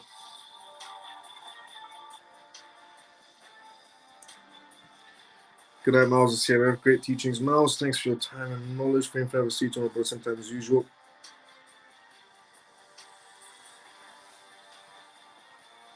You know what? Because this is going to be a few hours until we get results coming in, what we'll do is end the live and regroup tomorrow, same timing as usual. Take care, Miles and CMF. Great live as always. Let's go. Ray, see you tomorrow, but same time as usual as well. Free and Verva, see you tomorrow, sometimes as usual as well, because she did say it's going to take a few hours, a few more hours and so on. So that could be 2 hours, 3 hours, 4 hours, 5 hours. Who knows when the voting will stop, essentially the counting will stop. So best option will be to come to an end on the live, and we'll regroup tomorrow, same timing as usual. It's not these times, but we'll regroup same timing as usual tomorrow. So this was the CMF Live. If you're watching this for the first time ever, this was the CMF Live. It stands for Crypto Miles Family. My name is Miles. I go by the persona Crypto Miles. And I'll be seeing everybody tomorrow sometimes as usual. If you haven't followed me, if you're watching us on YouTube, you haven't subscribed yet, subscribe, tune in every single night in this live, 11:25 p.m. onwards, UK time. And also if you watch us on X, if you haven't followed me already, follow me on X, join the X communities page. We have a communities page on X, amazing place to be in. It's on my profile. It's called CMF. It's on my X profile. Go to my X profile, click on it, join the group. If you haven't like, retweet, comment, share on X, like, subscribe on YouTube. I'll be seeing everybody tomorrow, same timing as usual. This was the CMF Live, where I talk about the most recent news that's happening around the world every single night for free. This is episode 195 now. We're seeing everybody tomorrow, same timing as usual. Everybody have a great day or a good night, depending on where you're around the world. And tomorrow we shall have a projection of who is going to be the leader of the United States of America.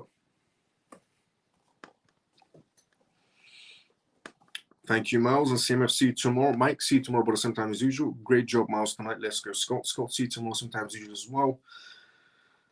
Good night, Miles. Great job, Miles. Let's go, Scott, from both accounts. Good night, Miles and family. Great live. Many thanks. See you tomorrow. Ian, see you tomorrow, sometime as usual as well. Let's go this time tomorrow. We will know a lot more. Parker, let's go. See you tomorrow sometime as usual. Thank you, Miles. See you all tomorrow. Ghostboater, see you tomorrow sometime as usual as well. Miles is free too. Let's go, Scott. Thanks, Miles. Good night, everyone. See you tomorrow, Orphan. See you tomorrow sometime as usual. Thanks, Legend. I missed most of it. I'll catch up later. Shelly, no problem. See you tomorrow, same time as usual, Shelly. Good night, all. Stormy, see you tomorrow sometime as usual as well, Stormy. Share the live. Great job, Miles. Good night. Share the live. Let's go, Scott. Scott, see you tomorrow, but same time as usual. Good night, Mint, and half of the CMF. JP, see you tomorrow, but same time as usual. This was a CMF Live. If you haven't already followed, follow on YouTube. If you're watching us on YouTube, if you haven't essentially followed me on X, follow me on X. Like, retweet, comment, share. Let's go wild. I'll see everybody tomorrow, same timing as usual. Everybody have a great day or a good night, depending on where you are around the world. Thanks, Miles. Let's go, Stormy. Stormy, see you tomorrow, same time as usual. I'll see everybody tomorrow, same time as usual. Everybody have a great day or a good night, depending on where you are around the world. See you tomorrow, everyone.